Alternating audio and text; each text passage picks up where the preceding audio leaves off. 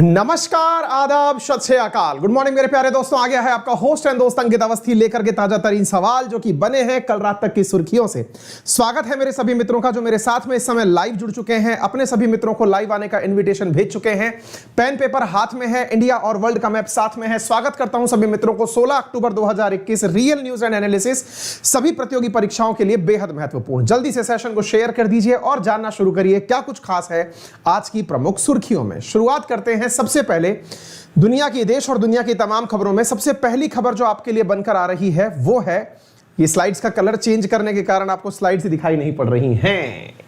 ओफो साथियों, मैं जो मुझे ध्यान है मैं उतना बता देता हूं। एक्चुअली क्या है कि भारत की तरफ से मैंने अभी आते आते स्लाइड्स का कलर चेंज कर दिया है। कोई बात नहीं, आज हमें सुर्खियों को स्किप करना पड़ेगा। मैंने बाकी तो सब चेंज कर लिया था, सुर्खियों को स्किप कर देते हैं और सीधा क्वेश्चंस की तरफ लौटते हैं। सबसे पहली सुर्खी तो यही है कि भारत ने हाल ही में अजरबैजान के सामने आर्मेनिया को लाके खड़ा कर दिया है, आर्मेनिया को समर्थन दे दिया है। जो अक्सर हम गुटनिरपेक्ष होने की बात किया करते थे, हमने गुटनिरपेक्षता से बाहर आने की बात कर दी है। करेंगे इन सब के बारे में चर्चा, बिना सीधा क्वेश्चंस पर लौटते हैं। असल में आते आते मैंने क्या स्लाइड्स का कलर बदल दिया। स्लाइड्स का कलर बदलने से, क्योंकि बहुत दिनों से मैं ब्लैक मार्कर से लिख नहीं पा रहा था। एनीवे, फिलहाल के लिए मैं आपको यह बता दूं कि यदि आप में से कोई भी विद्यार्थी मेरे साथ जुड़ करके अनअकैडमी पर पढ़ना चाहता है तो मेरा रेफरल कोड है अंकित 10, जिसका उपयोग करके वो अनअकैडमी पर 10% डिस्काउंट प्राप्त कर सकता है। अनअकैडमी पर 10% डिस्काउंट सभी सब्सक्रिप्शंस पर उपलब्ध है यूजिंग माय रेफरल कोड अंकित 10। आप लोग चाहे यूपीएससी हो, एसएससी हो, बैंकिंग हो, रेलवे हो, सभी जगह 10% डिस्काउंट प्राप्त कर सकते हैं। एसएससी में मेरा कोर्स वर्तमान में चल रहा है, आप उसे ज्वाइन कर सकते हैं। इसी प्रकार से मेरी स्पेशल क्लासेस रोजाना शाम को 7 बजे होती हैं, आप उन्हें ज्वाइन कर सकते हैं। आज के मोटिवेशन में आपका मोटिवेशन है if you never know failure you will never know success. बहुत महत्वपूर्ण सी बात है, लेकिन हम सब लोग इसको सुनते तो हैं, जानते तो हैं, लेकिन इसे मानते नहीं हैं। अगर आप असफल नहीं होते तो आप सफलता का भाव नहीं जानते। अगर आप भूखे नहीं रहते तो आप खाना खाने का मतलब नहीं समझते। कहते हैं कि अगर आपने कभी दुख नहीं देखे तो उनका सुख का भी आपको एहसास नहीं होगा।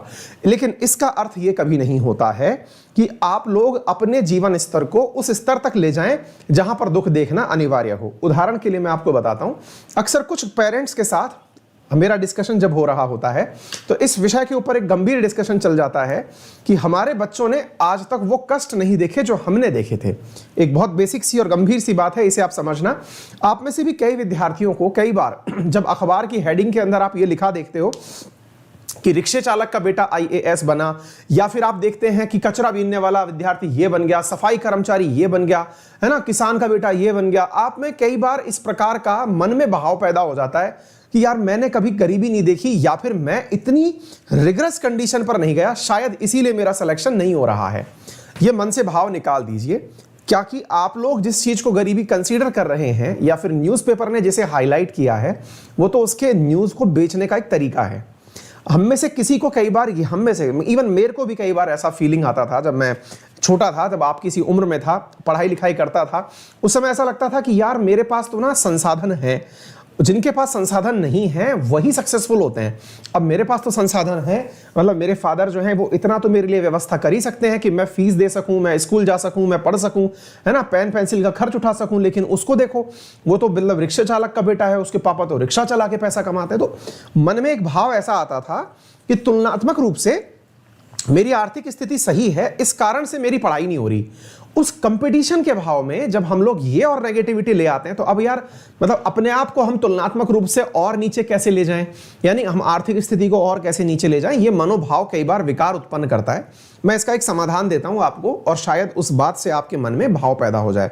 अभी रिसेंटली कुछ पेरेंट्स के साथ मेरा डिस्कशन चल रहा था, उनमें से किसी पेरेंट्स ने मुझे कहा कि सर हमारे बच्चों ने ना मतलब सुख सुविधाएं देखी हैं, इस कारण से इन्हें स्ट्रगल का एहसास नहीं है। वास्तविकता में साथियों, अमीरी और गरीबी रिलेटिव टर्म में होती है। अमीरी और गरीबी इस टर्म्स में नहीं होती है कि आप कितने अमीर, आप ही अकेले अमीर, बाकी सब गरीब। जी नहीं, आज अंबानी भी गरीब है अगर वो तुलना कर ले अपने आप को दुनिया के सबसे बड़े पैसे वाले से। आज कोई भी आपके शहर का व्यक्ति भी अमीर है अगर वो अपने आप को कंपेयर कर ले अंबानी से। आप समझ के देखिए, अगर आप लोग हमारे देश के अंदर व्यवस्थाओं को देखें तो आपको यह एहसास हो जाएगा कि अमीरी और गरीबी जो है ना, वो एक लिटरल सेंस में बीपीएल लाइन से नहीं नापी जाती है, कंपैरेटिव टर्म में नापी जाती है कि ये ज्यादा अमीर, ये कम अमीर। आपको ये जानकर के आश्चर्य होगा कि आप जिन्हें बिना घर के देखते हैं, बिना खेत के देखते हैं, उनमें भी इस बात का होता है कि ये ऊंचे हैं, ये नीचे हैं, ये ज्यादा पैसे वाले हैं, ये कम पैसे वाले हैं। तो there is always a relativity. तो आप लोग अपने मन में इस भाव को हमेशा रखकर चलें कि कोई भी आपको यदि ये कहता है कि तुमने कभी बुरे दिन नहीं देखे तो तुम अच्छे दिन नहीं देखोगे, आप अपने आप को ये समझाइए कि जो मैं अभी देख रहा हूं ये मेरे बुरे दिन ही हैं, मेरे अच्छे तो बहुत अच्छे होंगे, है ना। अगर मैं आपके सामने खड़ा होकर के ये कहूं कि आपके दिन अवस्थी सर कैसे चल रहे हैं, तो मेरा आंसर होगा ये मेरे बुरे दिन चल रहे हैं। बुरे दिन चल रहे हैं इसका मतलब ये है कि मैं इन्हें बुरा मान रहा हूं, तो अच्छा किन्हें मानूंगा ये मेरे ऊपर है। आपका बात समझ में आ रही है। तो अपने आप को ना कुछ थोड़े चैलेंजेस इस प्रकार के देखे रखिए। एक बहुत बड़ी आपके जीवन की रुकावट बनेगी एक कथन जो अक्सर हम में से कई विद्यार्थियों को बूढ़े बुजुर्ग सुना देते हैं, क्योंकि उनकी उम्र हो चुकी होती है, अनुभव इतने हो गए होते हैं कि वो आपको एक लाइन सिखाते हैं कि जो प्राप्त है वो पर्याप्त है। जीवन में ध्यान रखिएगा, अगर आपको वाकई में प्रोग्रेस करनी है ना, तो अपने आप के अंदर इस भाव को कभी पैदा मत होने देना कि जो मेरे पास है बस वही बहुत है। देखिए, जीवन जीने के लिए तो सरकार भी आपको अन्न उपलब्ध करवा ही रही है। अगर आपको केवल भोजन करके ही जीना है तो सरकारी योजनाओं में इतनी योजनाएं चल रही हैं कि वो आपको भोजन के लिए उपलब्ध करवा ही देगी। 2-4 किलो गेहूं, आटा, जो भी जरूरत की चीजें हैं वो स्कूल में फ्री एजुकेशन, फ्री मेडिकल सुविधाएं सब उत्पन्न करा देगी। आप अगर धरती पर पैदा हो गए हैं तो सरकार पाल तो देगी ही। अब ये आपके ऊपर है कि आप अपने जीवन स्तर को कितना ऊपर लेके जाना चाहते हैं। जो वर्तमान स्थिति आपकी है इसे आप अगर कम मानते हैं तो इससे ऊपर उठने का आपको हमेशा मौका मिलेगा। तुलना करिए, अगर करनी ही है तो अपने ऊपर वाले से। आप में से अधिकांश लोग ये सोचते हैं कि मैं जिनके बीच रह रहा हूं उनसे तो मैं अच्छा हूं। तो यार, ये तो जीवन की प्रत्याशा है, आपके मन में जितनी बढ़ेगी उतना अच्छा है ना। तो चलिए शुरू करते हैं। इसी के साथ में अपने आप को इस तरह से भी सकारात्मकता दीजिए। हो सकता है कि ये मैसेज जो मैंने आज कन्वे किया है बहुत सारे लोगों को ये कन्वे करने के बाद में चीजें समझ देने लायक होगा। चलिए शुरू करते हैं साथियों आज का सेशन। आज के सेशन में एक बहुत अच्छी न्यूज है, अंतरराष्ट्रीय रूप से। Very good morning Prince Amarendra, Aarti, Binu, Ashish, Neelam, Priyanka, Nivedita, Ashu, Ujjwal, Dinkar, Rishabh, सभी साथियों को वेरी गुड मॉर्निंग। आइए मैं अब आपको एक न्यूज बताता हूं, बहुत बढ़िया न्यूज है। आपको याद होगा international north south corridor once upon a time हम लोगों ने डिस्कस भी किया है। बात तो बहुत पुरानी है, अटल जी के समय की बात है, लेकिन अभी इन दिनों वापस से सुर्खियों में आ गई है। इंटरनेशनल नॉर्थ साउथ कॉरिडोर कहां से पढ़ रहे हैं, क्या है सारी बातें, आइए मैं अब आपको बताना शुरू करता हूं। क्या है पूरी न्यूज का अर्थ और क्यों हम इसको जानकारी आज प्राप्त करना चाह रहे हैं, ये इसके बारे में बता रहा हूं। असल में क्या हो रहा है कि मैं पहले जो डार्क कलर की स्लाइड ले रहा था उस पे मेरा पेन का कलर नहीं दिखता था, तो मैं उससे थोड़ा सा परेशान था, इसलिए मैंने पेन का कलर बदल लिया है। होपफुली आपको थोड़ा बहुत प्रश्न दिख भी जाए तो ठीक है, अदरवाइज कोई बात नहीं। प्रश्न में हम नहीं चल रहे हैं, हम मुद्दे के ऊपर सीधा चल रहे हैं। हाल ही में जयशंकर साहब ने चाबहार पोर्ट को इन्वॉल्व करने की बात की है नॉर्थ साउथ ट्रांसपोर्ट कॉरिडोर के अंदर। जयशंकर जी जो हैं साथियों, हाल ही में 10 तारीख के दिन यात्रा पर थे, आर्मेनिया की यात्रा पर 3 दिन के लिए गए थे। सेंट्रल एशिया के कुछ और देशों के पास भी गए थे। लेकिन अगर आपको कुछ दिनों पहले मेरा पढ़ाया हुआ एक टाइटल याद आ रहा हो, और वो टाइटल है आर्मेनिया, अजरबैजान और ईरान का कनेक्शन, अगर वो ध्यान आ रहा हो तो आज की ये बात समझ में आ जाएगी, क्योंकि मैंने कुछ दिन पहले ही पढ़ाया था आपको कि ईरान को अजरबैजान से क्या हो रही है दिक्कत। ये मेरा वीडियो भी पड़ा हुआ है, टेक्निकल टीम पिन भी कर देगी उसे आपको देखने के लिए, आप उसे देखिएगा। तो ईरान और अजरबैजान की टसल में अगर आपको याद हो तो मैंने आपसे कहा था कि ईरान का मित्र बना हुआ है आर्मेनिया। कुछ याद आ रहा है? अगर याद आ रहा हो तो उसी आर्मेनिया की यात्रा पर हाल ही में जो हमारे देश के विदेश मंत्री हैं एस जयशंकर साहब, वो यात्रा पर गए और उसे जाते ही ऑफर देकर आ गए। ऑफर क्या दे आए? ऑफर यह दे आए कि क्यों ना आप इंडिया वाला जो नॉर्थ साउथ कॉरिडोर बन रहा है उसमें पार्टिसिपेट कर लें। अब आप पूछेंगे कि सर ये नॉर्थ साउथ कॉरिडोर है कौन सा? तो चलिए अब मैं आपको थोड़ी सी ज्योग्राफिकल बातों के साथ इस बात को समझाने का प्रयास करता हूं। आप इस पूरे विषय को बेहतरीन तरीके से समझ पाएंगे, क्योंकि एस जयशंकर साहब हाल ही में 10 से 13 तारीख के बीच में किर्गिस्तान, कजाकिस्तान और अर्मेनिया की यात्रा पर थे और इन्होंने क्या बातचीत करी वो मैं आपको यहां बताऊंगा। अर्मेनिया के प्रधानमंत्री के साथ में भारत की विदेश मंत्री का ये जो दौरा है आप ये देख रहे हैं, इन्होंने बकायदा बैठ करके एक रोड मैप बनाने की बात की है जो कि भविष्य के कॉपरेशन को दिखाएगी। ये एक्सटर्नल अफेयर मिनिस्टर हो गए इंडिया वाले, और यहां पर येरेवान नामक जो जगह है ये अर्मेनिया की राजधानी है जहां पर बैठ करके इन लोगों ने आपस में बातचीत करी।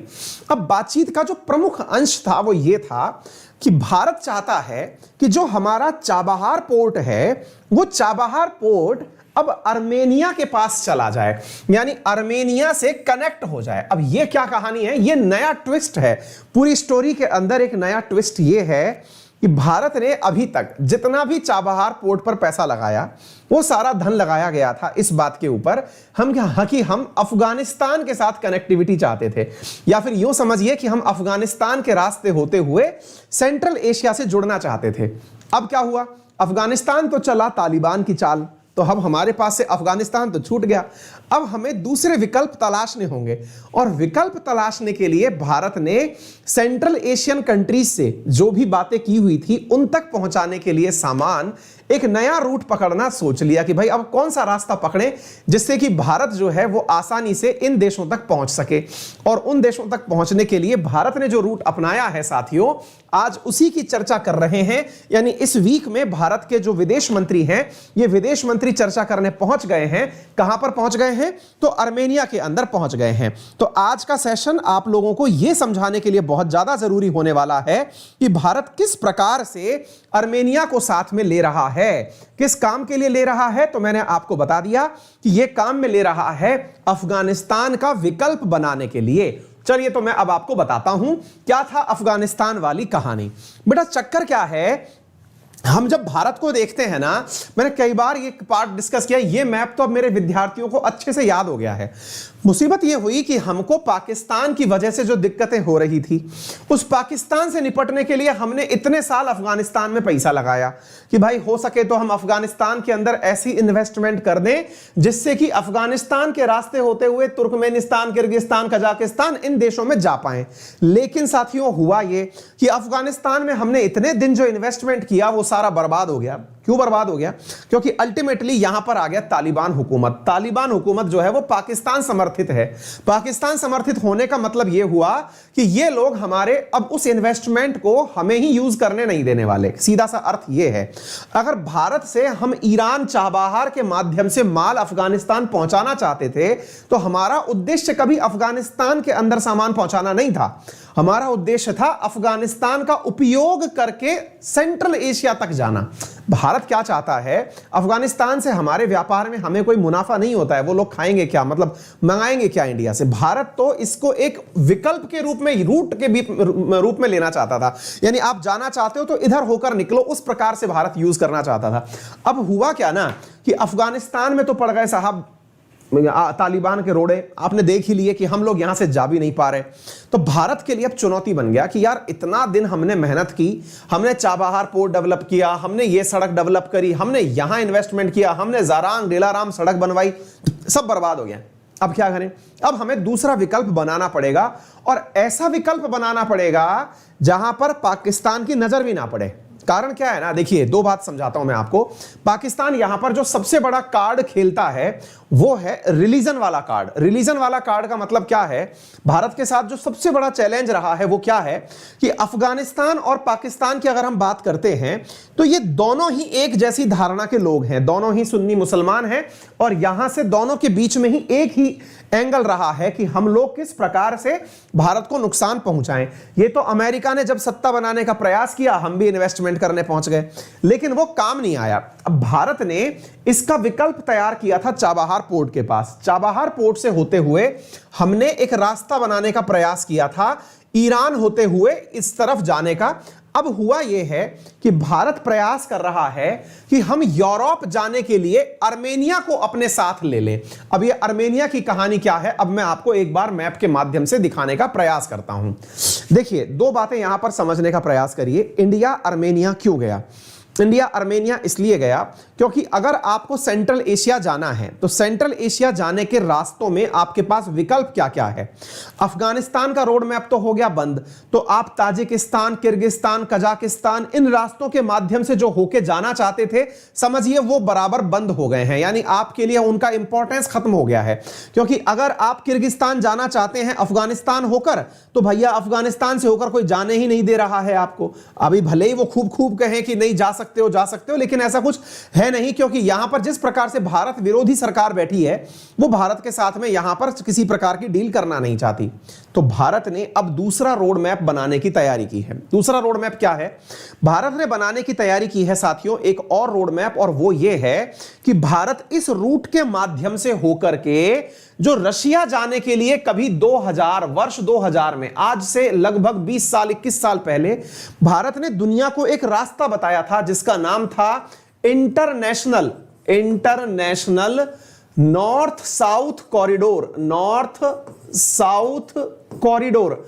अब भारत चाह ये रहा है कि हम इंटरनेशनल नॉर्थ साउथ कॉरिडोर के माध्यम से कैसे ना कैसे यहां पर पहुंच जाएं। साथियों क्या है कि स्लाइड्स के कलर जो है ना वो डिफरेंट होने की वजह से आपको हमारी स्लाइड्स भी इस समय दिख तो नहीं रही होंगी।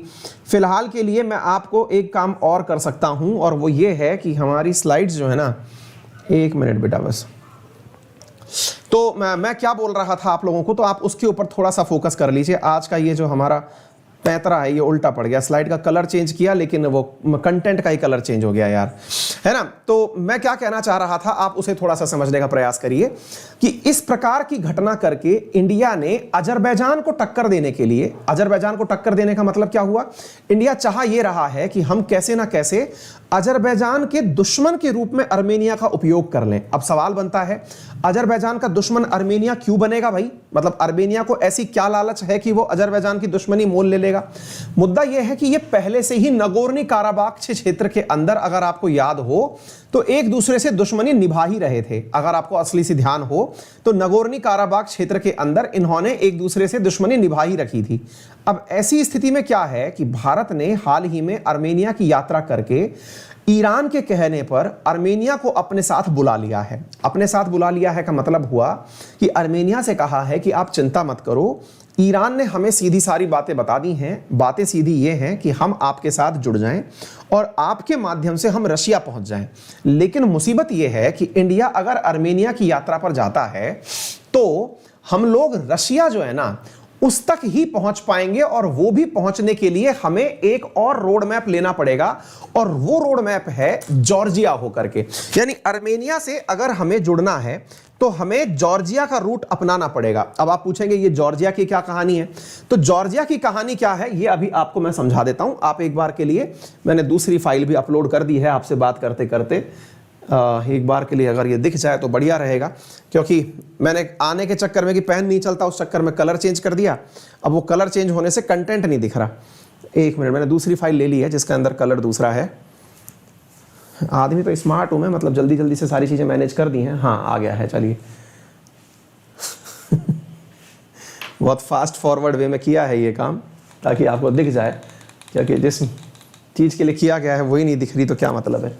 हाँ जी भाई, चलिए, तो ये यहां पर मैं क्या कहना चाह रहा था आ गया, अब आ गया है वो पूरी तरह से, पर उसमें कुछ मैंने एडिट की थी, वो चीजें गायब हो गई हैं। कोई बात नहीं, कई बार ये इंसिडेंस होता है। तो हम क्या कहना चाह रहे थे, फिर आता हूं मैं मुद्दे के ऊपर, कि यहां से लेकर के चाबहार तक हमने पहुंचा। अफगानिस्तान का रोड मैप हमने कैंसिल किया, यहां से कैंसिल होकर के हमें जाना था आर्मेनिया।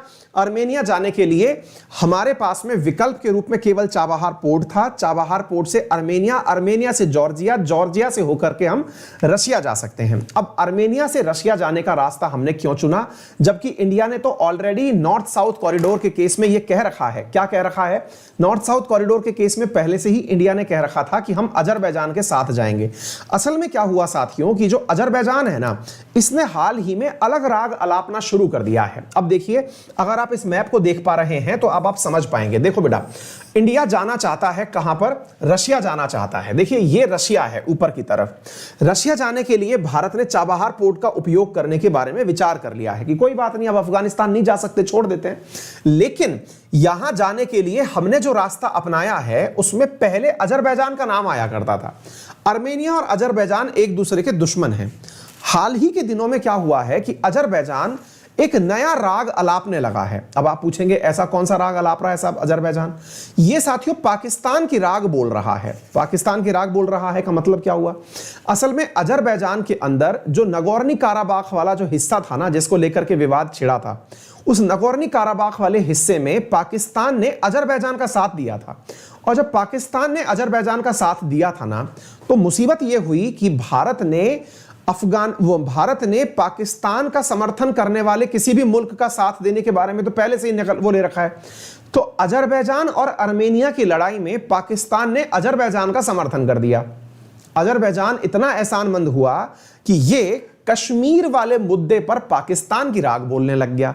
यानी पाकिस्तान को एक नया वोट मिल गया। यहां से आप इधर से देखिए, ये वाली जो जगह है अजरबैजान की, यहां से बाकू नामक जगह से होकर के भारत जो है वो नॉर्थ तक जाना चाहता था। लेकिन दिक्कत क्या हुई कि भारत ने नोटिस किया कि अजरबैजान अब इस तरफ है तुर्की और यहां से पाकिस्तान, इन दोनों देशों ने अजरबैजान का समर्थन किया। और आर्मेनिया को तुर्की पहले से ही बहुत ज्यादा प्रताड़ित करता हुआ आया है। हालांकि भारत इन दोनों के साथ अच्छे संबंध रखता है, लेकिन अब क्योंकि आपको मालूम है कि इतना इन्वेस्टमेंट आप कर चुके हैं, तो कैसे निपट पाएंगे अजरबैजान से? क्योंकि अगर इसको पाकिस्तान का समर्थन प्राप्त है, तुर्की का समर्थन प्राप्त है, और जब पाकिस्तान और तुर्की दोनों साथ हैं, वहां चाइना का समर्थन भी है। तो ऐसी स्थिति में भारत को रशिया तक पहुंचने के लिए, कनेक्टिविटी को बढ़ाने के लिए मजबूरी है कि वो आर्मेनिया को अपने साथ में ले। हमने बहुत लंबे समय से जो ट्रांजिट रूट बनाया था, उस ट्रांजिट रूट में लिया हमने इसी रूट को साथ में था। लेकिन इंडिया ने एन मोमेंट पर अपनी स्ट्रेटजी बदल दी है। स्ट्रेटजी बदलने के लिए एस जयशंकर साहब अजरबैजान की यात्रा पर नहीं गए, आर्मेनिया की यात्रा पर गए। कुछ दिन पहले अगर आपको याद हो तो मैंने कहा था कि ईरान और आर्मेनिया इन दोनों के बीच में ही मित्रता है, हमको इसका फायदा मिलेगा। असल में आज भी ईरान को अगर थोड़ी भी राहत मिलती है तो वो मिलती है इस कारण से, क्योंकि यहां से होकर के, इस पर्टिकुलर क्षेत्र से होकर के ईरान का जो माल है वो यहां जा पाता है। यानी ईरान जो है वो अपना आज भी रास्ता जो है वो आर्मेनिया होकर के ही अपनाता है। ऐसी स्थिति में ईरान ने भारत को सलाह दी, यूं समझिए कि वो आर्मेनिया को साथ में ले ले। आपको ध्यान होना चाहिए, कुछ दिन पहले की न्यूज में मैंने आपको बताया था कि ईरान जो है वो काकेशस में हो रहे चेंजेस को लेकर के रशिया की यात्रा पर गया था। यानी ईरान के विदेश मंत्री रशिया गए थे, शिकायत करने गए थे। किसकी शिकायत करने गए थे? कि अजरबैजान में इन दिनों ईरान विरोधी कार्य हो रहे हैं। ऐसी स्थिति के अंदर अजरबैजान की शिकायत करने रशिया गया था। तो एक पॉइंट आप यहां निकाल सकते हैं, और वो क्या है कि भारत ईरान को तो इस पक्ष में ले ही लिया है, क्योंकि भारत का ईरान में ऑलरेडी निवेश है। हम यहां से आर्मेनिया जाते हैं तो ईरान को फायदा यह होगा कि जिस रास्ते को यहां पर जो मैंने पेन चला रखा है ना, अगर आपको याद हो तो मैंने 2 दिन पहले भी पढ़ाया है ये मुद्दा। ये वाला जो जगह है, इस रोड पर आपको याद होगा मैंने कहा था ईरान के ट्रकों को भी पकड़ लिया था अजरबैजान के सैनिकों ने। अब अगर भारत का समर्थन यहां रहा तो इस जगह पर अजरबैजान की इतनी हिम्मत नहीं है कि वो भारत और ईरान को संयुक्त रूप से टक्कर देने के बारे में सोचे। ऐसी स्थिति में आर्मेनिया का भी फायदा, यहां पर ईरान का भी फायदा और इंडिया का भी फायदा, यानी 3 तो ये आपस में जुड़ गए। अब मुसीबत आर्मेनिया के साथ क्या है? यह है पूरी तरह से लैंडलॉक कंट्री। लैंडलॉक कंट्री होने का मतलब क्या हुआ कि इसको ना कहीं से भी वाटर कनेक्टिविटी नहीं है, और इसके चारों तरफ दुश्मन रहते हैं। दुश्मन से मतलब देखिए, आर्मेनिया के एक तरफ रहते हैं अजरबैजान वाले, दूसरी तरफ ये वाला जो देश है ना, ये है तुर्की। तुर्की और अजरबैजान ये दोनों इसके दुश्मन हैं। कारण क्या है? असल में आर्मेनिया जो है ना, ये है क्रिश्चियन कंट्री, ईसाई देश है ना, ईसाईयत का पालन करता है। वहीं पर अजरबैजान और तुर्की जो है ये दोनों हैं इस्लामिक कंट्री। इन इस्लामिक कंट्रियों में फिर आप पूछेंगे ईरान भी तो इस्लामिक कंट्री है। असल में ईरान जो है वो शिया मुस्लिम है। ईरान और तुर्की में इसी बात की तो लड़ाई है कि नेता कौन बने। तो ईरान जो है वो आर्मेनिया के साथ में जाना चाहता है, ये पहले से ही कंफर्म है। केवल आर्मेनिया ही है जिसने ईरान की इन गर्दिश के दिनों में मदद करी। कौन से गर्दिश के दिन? जब ईरान के पास डॉलर नहीं आ रहा था तो आर्मेनिया ही एक ऐसा देश था जिसने ईरान को डॉलर पहुंचाए थे। यानी आर्मेनिया के इसी रोड के माध्यम से होकर के सारा व्यापार, क्योंकि दुनिया तो इससे व्यापार बंद कर चुकी थी, आर्मेनिया बैकफुट पर नहीं गया। आर्मेनिया क्यों नहीं गया? क्योंकि आर्मेनिया को रशिया का समर्थन प्राप्त था, तो रशिया से आर्मेनिया जॉर्जिया होकर सामान आता था। तो ये जो जॉर्जिया है, 3 तरफ से घिरा हुआ है, मतलब 4 तरफ से घिरा हुआ है आर्मेनिया, एक तरफ तुर्की, एक तरफ अजरबैजान, ऊपर जॉर्जिया और नीचे की तरफ ईरान। तो ईरान मित्र हो गया, जॉर्जिया मित्र हो गया। तो हमें ना चाहते हुए भी फायदा यह हो गया कि ये आर्मेनिया होकर जॉर्जिया और जॉर्जिया होकर के रशिया, हमें रोड मैप मिल गया है। यानी भारत ने जो नॉर्थ साउथ कॉरिडोर की बात की है, वो नॉर्थ साउथ कॉरिडोर अब यूं होकर निकल जाएगा, जॉर्जिया होते हुए रशिया। रशिया में ये सेंट पीटर्सबर्ग हो गया, ये मॉस्को हो गया, हम यहां पहुंच जाएंगे।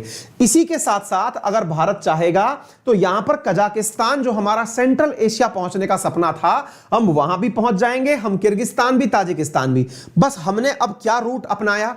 हमने रूट ये अपनाया कि हमने पाकिस्तान और अफगानिस्तान, इन दोनों को ही बाईपास कर दिया, और इनकी जो दूर से दूर तक जो मार हो सकती थी अजरबैजान, हमने उसको भी बाईपास कर दिया। गंभीर परिस्थिति है साथियों, गंभीर परिस्थिति यह है कि भारत जो है वो सेंट्रल एशिया की तरफ जाना चाहता है। सेंट्रल एशिया जाने के जितने भी रास्ते हैं, वहां पर सारे दुश्मन बैठे हुए हैं। इकलौता अगर कोई रास्ता अब बचता हुआ दिख रहा है तो वो केवल और केवल आर्मेनिया है। अगर आर्मेनिया भी भारत से छूटता है तो फिर सेंट्रल एशिया जाने की कनेक्टिविटी भारत की पूरी तरह खत्म हो जाएगी, फिर कोई और विकल्प नहीं है, क्योंकि अजरबैजान जो है वो ऑलरेडी अब पाकिस्तान और तुर्की की गोदी में जाकर बैठ गया है। ऐसी स्थिति में भारत को सेंट्रल एशिया से कनेक्ट करने के लिए बहुत ज्यादा जरूरी है कि इसे रशिया का समर्थन प्राप्त हो, और आर्मेनिया तो ऑलरेडी भारत के साथ में जुड़ चुका है।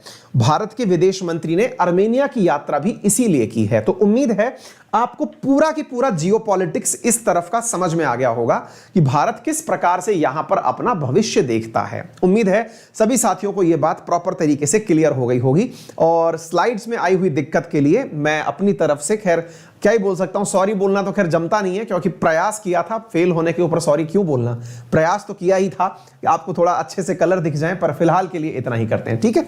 अच्छा, अब एक बात और मैं आपको यहां पर कहता हूं, कईयों में से कईयों के दिमाग में एक आइडिया और चलेगा, सर एक बात बताओ, आप आर्मेनिया होके क्यों जा रहे हो? एक तरीका और भी तो हो सकता है, वो क्या है? तरीका यह भी तो हो सकता है कि आप कैस्पियन सी जाओ, और कैस्पियन सी से होते हुए आप यों निकल जाओ कजाकिस्तान। बिल्कुल सही है। सर आप कैस्पियन सी जाओ और कैस्पियन सी से होते हुए सीधे चले जाओ रशिया। बिल्कुल सही है। आपने ये सारे रास्ते एकदम सही सोचे हैं, और भारत भी इन्हीं पर विचार कर रहा है। यानी कैस्पियन सी, कजाकिस्तान, रशिया, और यहां से होते हुए सीधा हमारा नॉर्थ साउथ कॉरिडोर, ये भारत का भी प्लान है। असल में भारत ने अजरबैजान को साथ में इसीलिए लिया था कि हम अपना जब समुद्र से माल भेजें तो वो बाकू में उतरे, और बाकू से आगे फिर सेंट पीटर्सबर्ग चला जाए। यानी ये रास्ता तो हमारे पास एनी टाइम ओपन रहने वाला है। यानी कैस्पियन सी का विकल्प तो खुला हुआ है। विकल्प के रूप में अब हमें यूरोप भी जाना अगर पड़े तो हमारे पास यूरोप जाने का जो शॉर्टकट बन के आता है वो क्या है, अब वो देखिए। आर्मेनिया आए आप, आर्मेनिया से आए जॉर्जिया, आर्मेनिया से जॉर्जिया, और जब जॉर्जिया आए तो अब आप जॉर्जिया के बाद में इस जगह को नोटिस करिए, देखिए आर्मेनिया, जॉर्जिया, और इस तरफ देखिए क्या दिख रहा है, आर्मेनिया, जॉर्जिया, और जॉर्जिया से आ गए ब्लैक सी। यानी कि आप यहां से ब्लैक सी में अगर पहुंच गए तो ये वो रास्ता है जो कि आपको सीधा कहां ले जाएगा, उस तरफ, यानी दूसरी तरफ ये वाले जो देश हैं यूरोपियन कंट्रीज, इन तक पहुंचा सकता है। यानी ब्लैक सी पार करिए, ब्लैक सी पार करके आप इस तरफ यूरोपियन कंट्रीज में एंट्री कर जाइए, यानी टर्की को बाईपास कर जाइए। तो भारत जो है अब एक तीर से दो शिकार करने जा रहा है। क्या कि भाई अभी तक हम लोग सेंट्रल एशिया सोचते थे, अब हम सेंट्रल एशिया तो पहुंच जाएंगे, ये तो समझ में आ गया।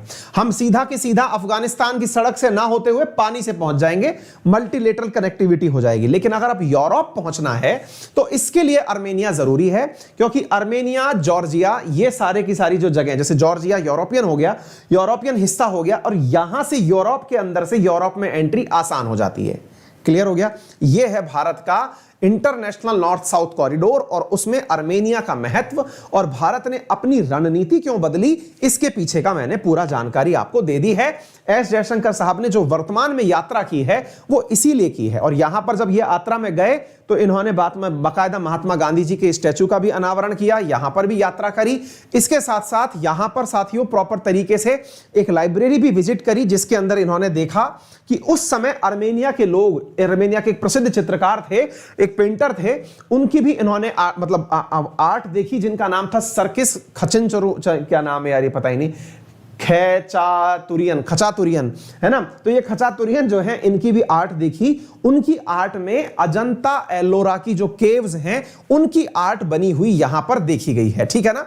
तो ये 2-3 चीजें हैं, उम्मीद है आप लोगों को यहां पर प्रॉपर तरीके से क्लियर हो गई होगी, ठीक है। चलिए, तो ये हमने सारी की सारी आपके सामने तस्वीरों की लाइब्रेरी दिखा दी है, हमने बता दिया है कि किस प्रकार से भारत पाकिस्तान, हाँ इसके साथ साथ मैं ये भी ऐड करना चाहूंगा कि जो चाबहार पोर्ट है उसका इनॉग्रेशन किसने किया था, तो ये उस समय के मतलब हसन रूहानी जो थे वो ईरान के राष्ट्रपति थे। 2017 में भारत ने चाबहार पोर्ट बनवा लिया था, ठीक है। चलिए साथियों आगे बढ़ते हैं, उम्मीद है आपको ये डिप्लोमेसी वर्तमान वाली समझ में आ गई होगी कि भारत अब कहां कहां की यात्राएं कर रहा है और क्यों कर रहा है, वो सारी बातें क्लियर हो गई होंगी, ठीक है। अच्छा, इसके अलावा मैंने आपको कई बार बताया है आर्मेनिया और अजरबैजान के बीच में जो विवादित क्षेत्र है उसका नाम है नगोर्नी काराबाख क्षेत्र, जिसे लेकर ये दोनों आपस में लड़ते रहते हैं।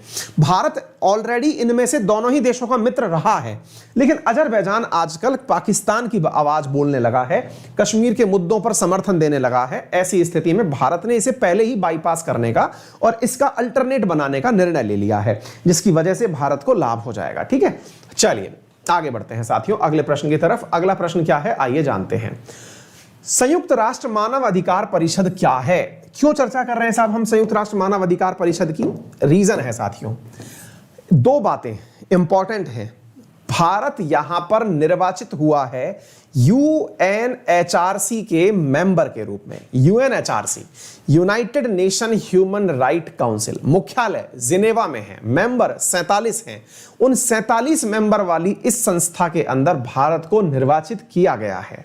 साथियों इसका निर्वाचन करता कौन है? 47 मेंबर्स में किसका चयन होगा, यह निर्धारित कौन करता है? यह निर्धारित करते हैं यूनाइटेड नेशन जनरल असेंबली के लोग, जिसमें है 193 सदस्य। इन 193 सदस्यों के द्वारा वोट दिया जाता है कि कौन सा देश निर्वाचित किया जाए, कौन सा निर्वाचित ना किया जाए। साथियों इन निर्वाचित प्रतिनिधियों के अंदर अगर हम बात करें तो भारत को निर्वाचित होने के लिए 193 में से 184 देशों का समर्थन प्राप्त हुआ है, और 1 जनवरी 2022 से 2023-24 3 साल के लिए भारत का निर्वाचन हो गया है। अर्थात Bharat United nation human right जो काउंसिल जिनेवा के अंदर स्थित है, जिसमें 47 मेंबर हैं, उनके अंदर जाकर के बैठेगा। अर्थात यहां पर भारत की एंट्री हो गई है। यह बात तो आपको समझ में आ जानी चाहिए। लेकिन भारत से बड़ी न्यूज भी कोई और न्यूज है, और वो भारत से बड़ी क्यों है? क्योंकि भारत पहले भी मेंबर रहा है, तो भारत के लिए यह कोई बहुत बड़ी उपलब्धि नहीं है। उपलब्धि कहें या फिर एक न्यूज कहें, वो है कि वर्तमान में अमेरिका भी इसमें एंट्री कर गया है। अब आप पूछेंगे अमेरिका एंट्री कर गया, क्या अमेरिका नहीं था क्या पहले? यही तो बात है जो आपको पढ़ानी है। बात पढ़ानी है तो डोनाल्ड ट्रंप की कहानी बतानी है। डोनाल्ड ट्रंप ने गुस्से में आकर 2018 में यूनाइटेड नेशंस की इस ह्यूमन राइट काउंसिल से एग्जिट मार लिया था। यह कह दिया था कि यह हमारे लायक ही नहीं है, और यह कहकर के डोनाल्ड ट्रंप अमेरिका को बाहर ले गए। किससे? यूनाइटेड नेशन की इस मानव अधिकार परिषद से। जब यूनाइटेड नेशंस के अंदर से अमेरिका की एग्जिट हुई तो बहुत किरकिरी हुई अमेरिका की किरकिरी इसलिए हुई क्योंकि डोनाल्ड ट्रंप के नेतृत्व में अमेरिका ना केवल यूएनएचआरसी से बाहर गया, यूनेस्को से भी बाहर निकल गया, डब्ल्यूएचओ से भी बाहर निकल गया, बहुत सारी अंतरराष्ट्रीय ट्रीटियों से दूर जाने की पेरिस क्लाइमेट डील से बाहर चला गया, और अमेरिका फर्स्ट चिल्लाने लगा। भारत का निर्वाचन तो न्यूज है ही क्योंकि इसे सबसे ज्यादा वोट मिले हैं, लेकिन अमेरिका का निर्वाचन इसलिए न्यूज है क्योंकि अमेरिका डोनाल्ड ट्रंप के फैसले को बदलते हुए वापस से री एंट्री किया है बहुत सारी चीजों में, जैसे World Health Organization, Paris climate deal, और यूएनएचआरसी, इन तीनों में बाइडेन प्रशासन री एंट्री कर गया है, यानी डोनाल्ड ट्रंप के फैसलों को बदल दिया गया है। इसीलिए यह न्यूज बड़ी है। तो हम आपको यही बताने के लिए आज इस सवाल को लेकर आए हैं कि 2018 में जो चुना गया था अमेरिका, मतलब निकल गया था, उसकी री एंट्री हो गई है, यानी US elected to the UN human right council that Trump quit, जिसको ट्रंप ने छोड़ा था, बाइडेन के नेतृत्व में उसे रीजॉइन कर लिया गया है। और रीजॉइन कर लिया गया है, अपने आप में यह बात बहुत बड़ी बनती है। आपको 2018 की न्यूज बताता हूं और फिर आज की न्यूज बताऊंगा। अमेरिका के साथ साथ हम सारी कहानियां चर्चा करेंगे। भारत के पक्ष में मैं आपको कुछ बातें बता देता हूं। भारत के पक्ष में बात यह है कि दुनिया के अधिकांश देश भारत के समर्थन में खड़े रहते हैं। आप इस आंकड़े से अंदाजा लगा सकते हैं कि 193 में से 184 देशों ने भारत का समर्थन किया कि भारत को उसके अंदर सदस्य बन के जाना चाहिए। हालांकि भारत आज तक सबसे ज्यादा वोट इससे पहले वाला जो हमारा टेन्योर था उसमें पाया था, जिसमें भारत ने 188 सीटें जीती थी 193 में से, जो कि अब तक का हाईएस्ट है किसी देश के समर्थन में।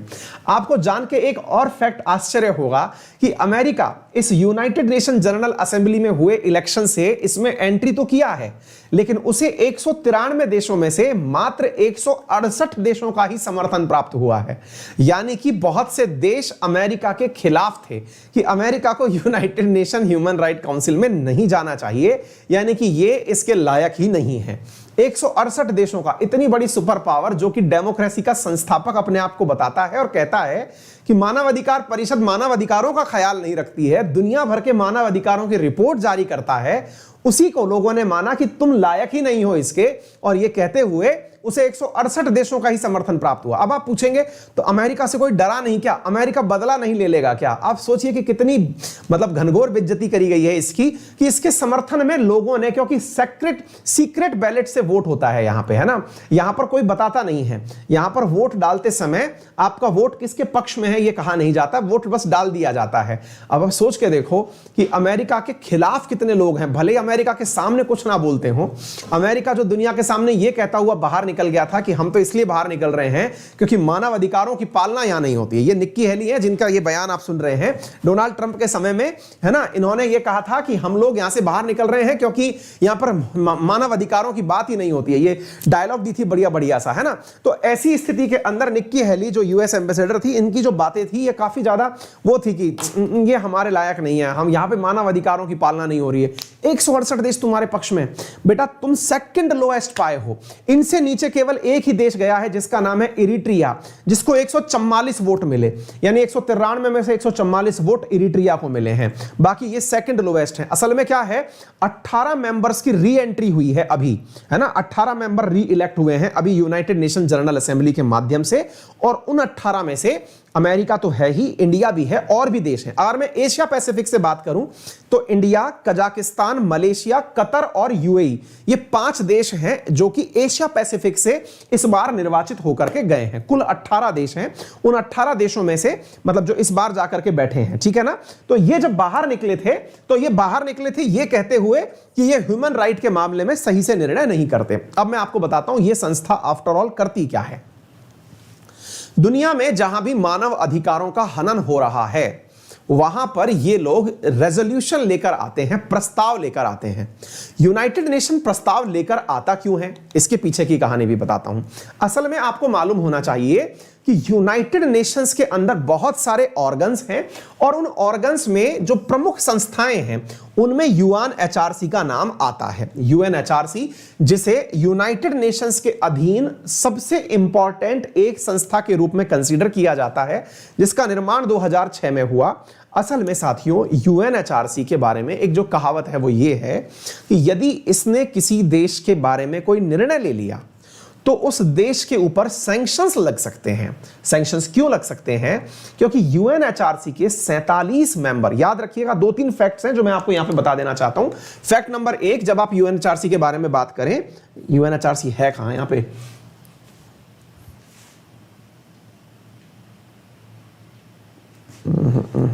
यहीं से बता देता हूं, उसमें पता है मुझे दिख नहीं रहा है जल्दबाजी में। देखिए नंबर 1 फैक्ट तो यह है कि 47 मेंबर है। दूसरा बात यह है कि 3 साल के लिए निर्वाचित होता है।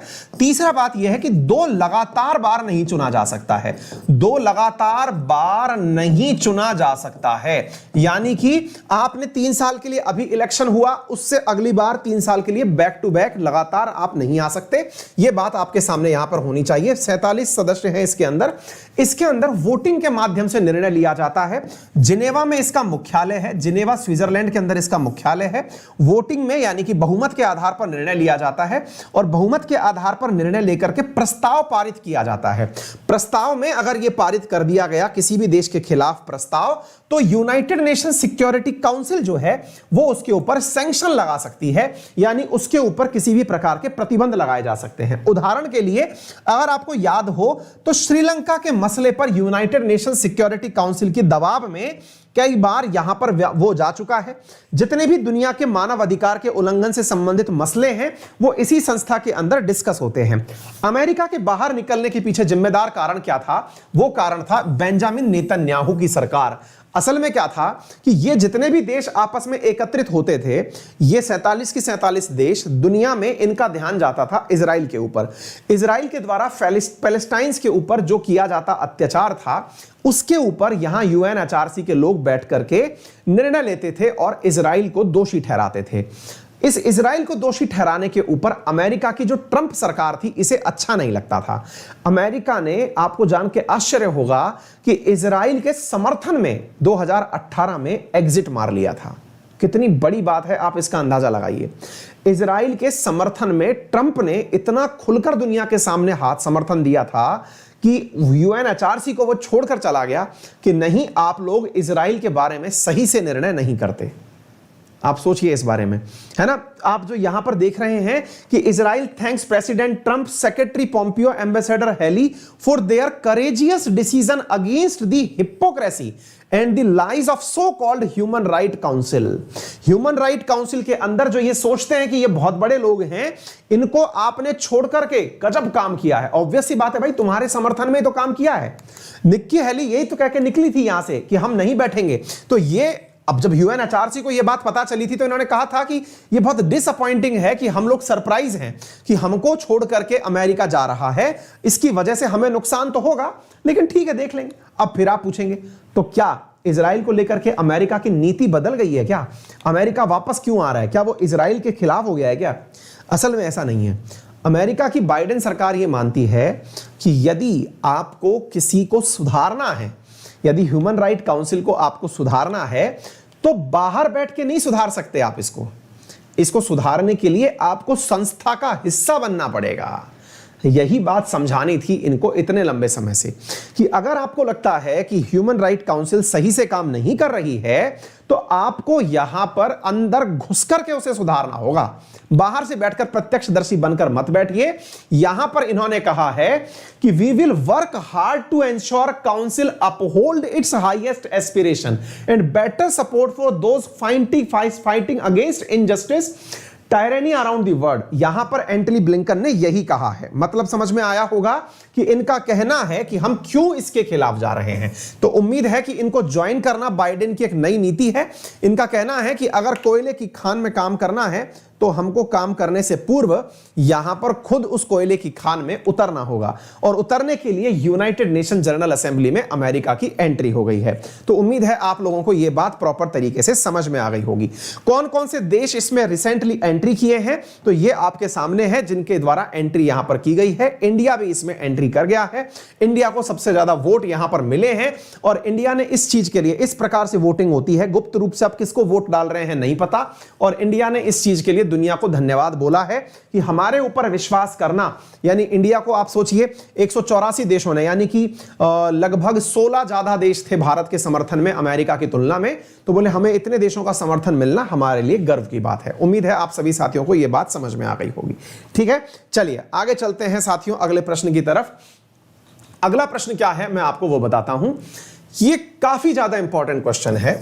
इंपॉर्टेंट क्वेश्चन क्यों है इसके बारे में मैं आपको सारी जानकारी देता हूं। आपको याद होगा हमने आपसे एनवायरनमेंट के विषय पर एक चर्चा की थी और चर्चा थी नेट जीरो इमिशन के बारे में। अगर आपको ध्यान हो तो कार्बन उत्सर्जन को लेकर के नेट जीरो इमिशन क्या होगा, यानी कार्बन उत्सर्जित हो लेकिन जितना उत्सर्जित हो उतना ही अवशोषित हो जाए, इसे लेकर के वर्तमान में अमेरिका के राष्ट्रपति जो बाइडेन हैं वो दुनिया के देशों को एक करने लग रहे हैं। यह चीज मैंने आपको कई बार बता दी है। आपको ध्यान होगा अमेरिकी राष्ट्रपति बाइडेन ने 40 बड़े बड़े देशों को एकत्रित किया था। क्यों एकत्रित किया था? ताकि उन्हें बुला करके यह कहा जा सके कि आप सब लोग मेरे समर्थन में आए और आकर के अमेरिका के साथ मिलकर कसम खाएं कि हम आने वाले समय में जितना कार्बन पैदा करेंगे उतना कार्बन वापस अवशोषित करने की तरीके विकसित कर लेंगे। उम्मीद है आपको ये सारी बातें याद होंगी। अगर आपको ये सारी बातें याद हैं तो अब यहां से आगे की बात सुनिए। यहां से आगे की बात यह है कि एक संस्था ने भारत सरकार के लिए एक काम करके दिया है। क्या काम करके दिया है? भारत सरकार के लिए काम करके दिया है कि आप लोग 31 अक्टूबर को ग्लासगो के अंदर होने वाली क्लाइमेट समिट में जा रहे हैं। आप क्लाइमेट समिट में COP26 के अंदर, जो कि ब्रिटेन में होने वाली है 31 अक्टूबर से 12 नवंबर के बीच में, अब आप वहां तो जाएंगे, कहीं ऐसा मत करिएगा कि वहां डोनाल्ड ट्रंप के कहने पर, माफी चाहेंगे, बाइडेन के कहने पर आप हां करिए आए कि हां साहब हम नेट जीरो इमिशन के लिए तैयार हैं। आप में से कुछ विद्यार्थियों को शायद ये मुद्दा ही ना पता हो, इसलिए मैं सरल रूप से नेट जीरो क्या होता है ये भी बताऊंगा और ये भी बताऊंगा कि उस संस्था ने प्रॉपर तरीके से सरकार को कैलकुलेट करके बता दिया है कि अगर आपका सपना ये है कि आप बाइडेन के साथ मिलकर के तैयार हो गए कि हां हम तैयार हैं नेट जीरो के लिए, तो जनाब भूचाल आ जाएगा। गलती से भी कर मत आना, क्योंकि बहुत सारे नुकसान हो जाएंगे। नुकसान क्या हो जाएंगे? सबसे पहला नुकसान, अगर आपने बाइडेन के कहने पर कसम खा ली कि 2050 तक हम नेट जीरो इमिशन ले आएंगे, तो आपको बता दें कि आपकी जीडीपी का लगभग 7% हिस्सा केवल इस पर खर्च हो जाएगा। 7% बहुत बड़ा रकम होता है। 7% का मतलब यह है कि भारत के रक्षा बजट से भी बड़ा, भारत के बहुत बड़ी बड़ी स्कीम्स के बजट से भी बड़ा आपकी जीडीपी का इतना परसेंट हिस्सा प्रति वर्ष आप लगाएंगे, तब जाकर आप पहुंचेंगे। तो रुकिए, थोड़ा समझिए और समझ करके निर्णय लीजिएगा। तो एक थिंक टैंक है, एक सोचने वाला संगठन है बुद्धिजीवियों का, उसने प्रॉपर कैलकुलेशन से सारी बातें बता दी हैं और ये तक कहा है कि अगर आप वादा करते भी हैं तो 2070 का वादा करिएगा। 2070 में भी अगर आपको नेट जीरो प्राप्त करना है तो कितना सोलर कैपेसिटी लगाना होगा, आज के सेशन में आप ये जानेंगे। ये सेशन समझाऊं इससे पहले मैं आपको एक शब्द सिखा रहा हूं, दैट इज नेट जीरो। आप कुछ तथ्यात्मक जानकारी जानेंगे, उसके बारे में बहुत सारी इंटरेस्टिंग बातें पता चलेंगी, लेकिन पहले इस शब्द को समझ लीजिए, what is net zero. Net zero का मतलब है कार्बन का उत्पादन, कार्बन का उत्पादन बराबर कार्बन का निष्पादन, कार्बन का निष्पादन। निष्पादन का मतलब हुआ कि उसको कंज्यूम कैसे करना है, कार्बन को प्रोड्यूस, प्रोडक्शन एंड कंजप्शन कैसे होगा। मतलब यह हुआ, अगर आपने आज लकड़ी जलाई, लकड़ी जला करके कार्बन डाइऑक्साइड मार्केट में छोड़ दी, वायुमंडल में छोड़ दी, तो आपको सेम डे ये विचार करना है कि जो कार्बन डाइऑक्साइड मैंने छोड़ी है एनवायरनमेंट में, वो कार्बन डाइऑक्साइड, अगर मैंने 1 किलो कार्बन डाइऑक्साइड छोड़ी है तो 1 kilo carbon dioxide same day वापस कैसे आए। सेम डे वापस कैसे आएगा मतलब क्या हुआ?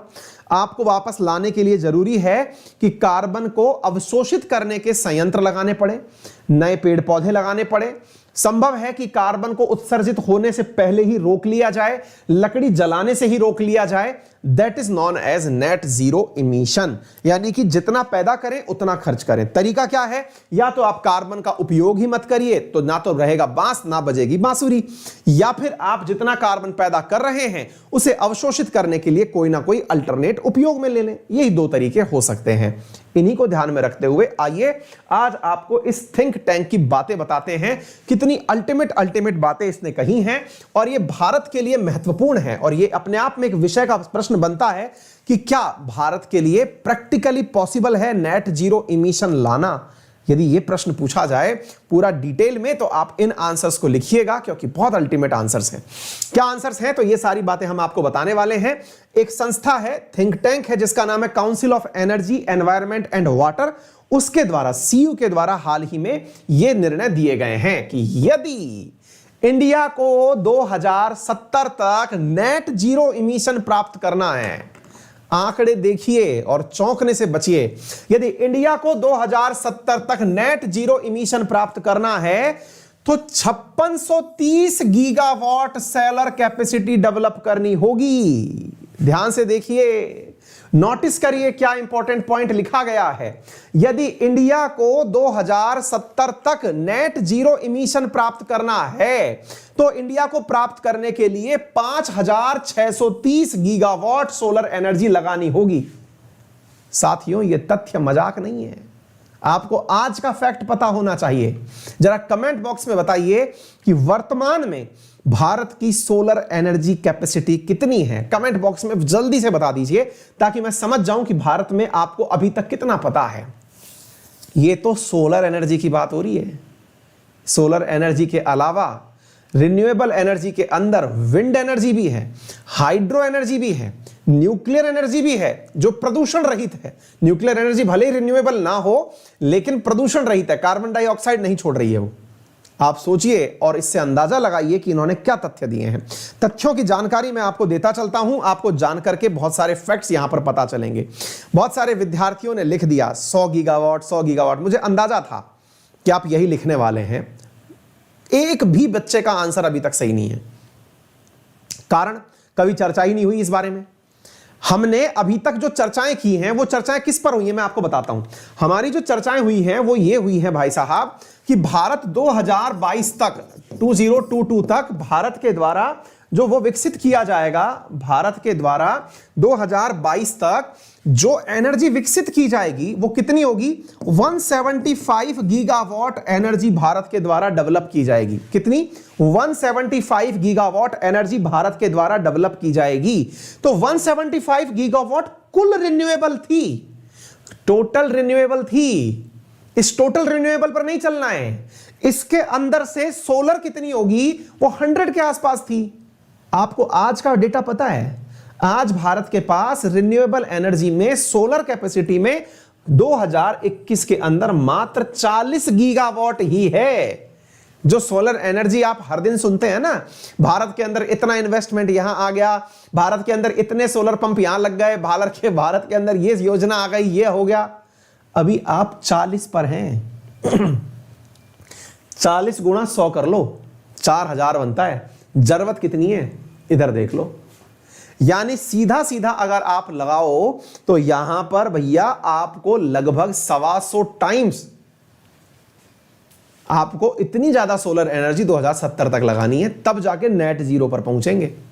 आपको जान के आश्चर्य होगा कि यह समस्या नहीं होने वाली है। समस्या यह है कि भारत के कुल क्षेत्रफल का, अब इस फैक्ट को भी देखिए, आपको जान के फिर से आश्चर्य होगा, भारत के कुल क्षेत्रफल का यह कार्य 4.6% एरिया कवर कर लेगा। अगर आपने ये सोलर एनर्जी लगाई तो ये 4.6% एरिया, अगर आप 100 हेक्टेयर में पूरा देश मानते हैं तो 4.5 हेक्टेयर तो ये अकेली सोलर सेट ले जाएंगे। विंड सेट वगैरह हटा दो, सोलर सेट का हाल ये होगा।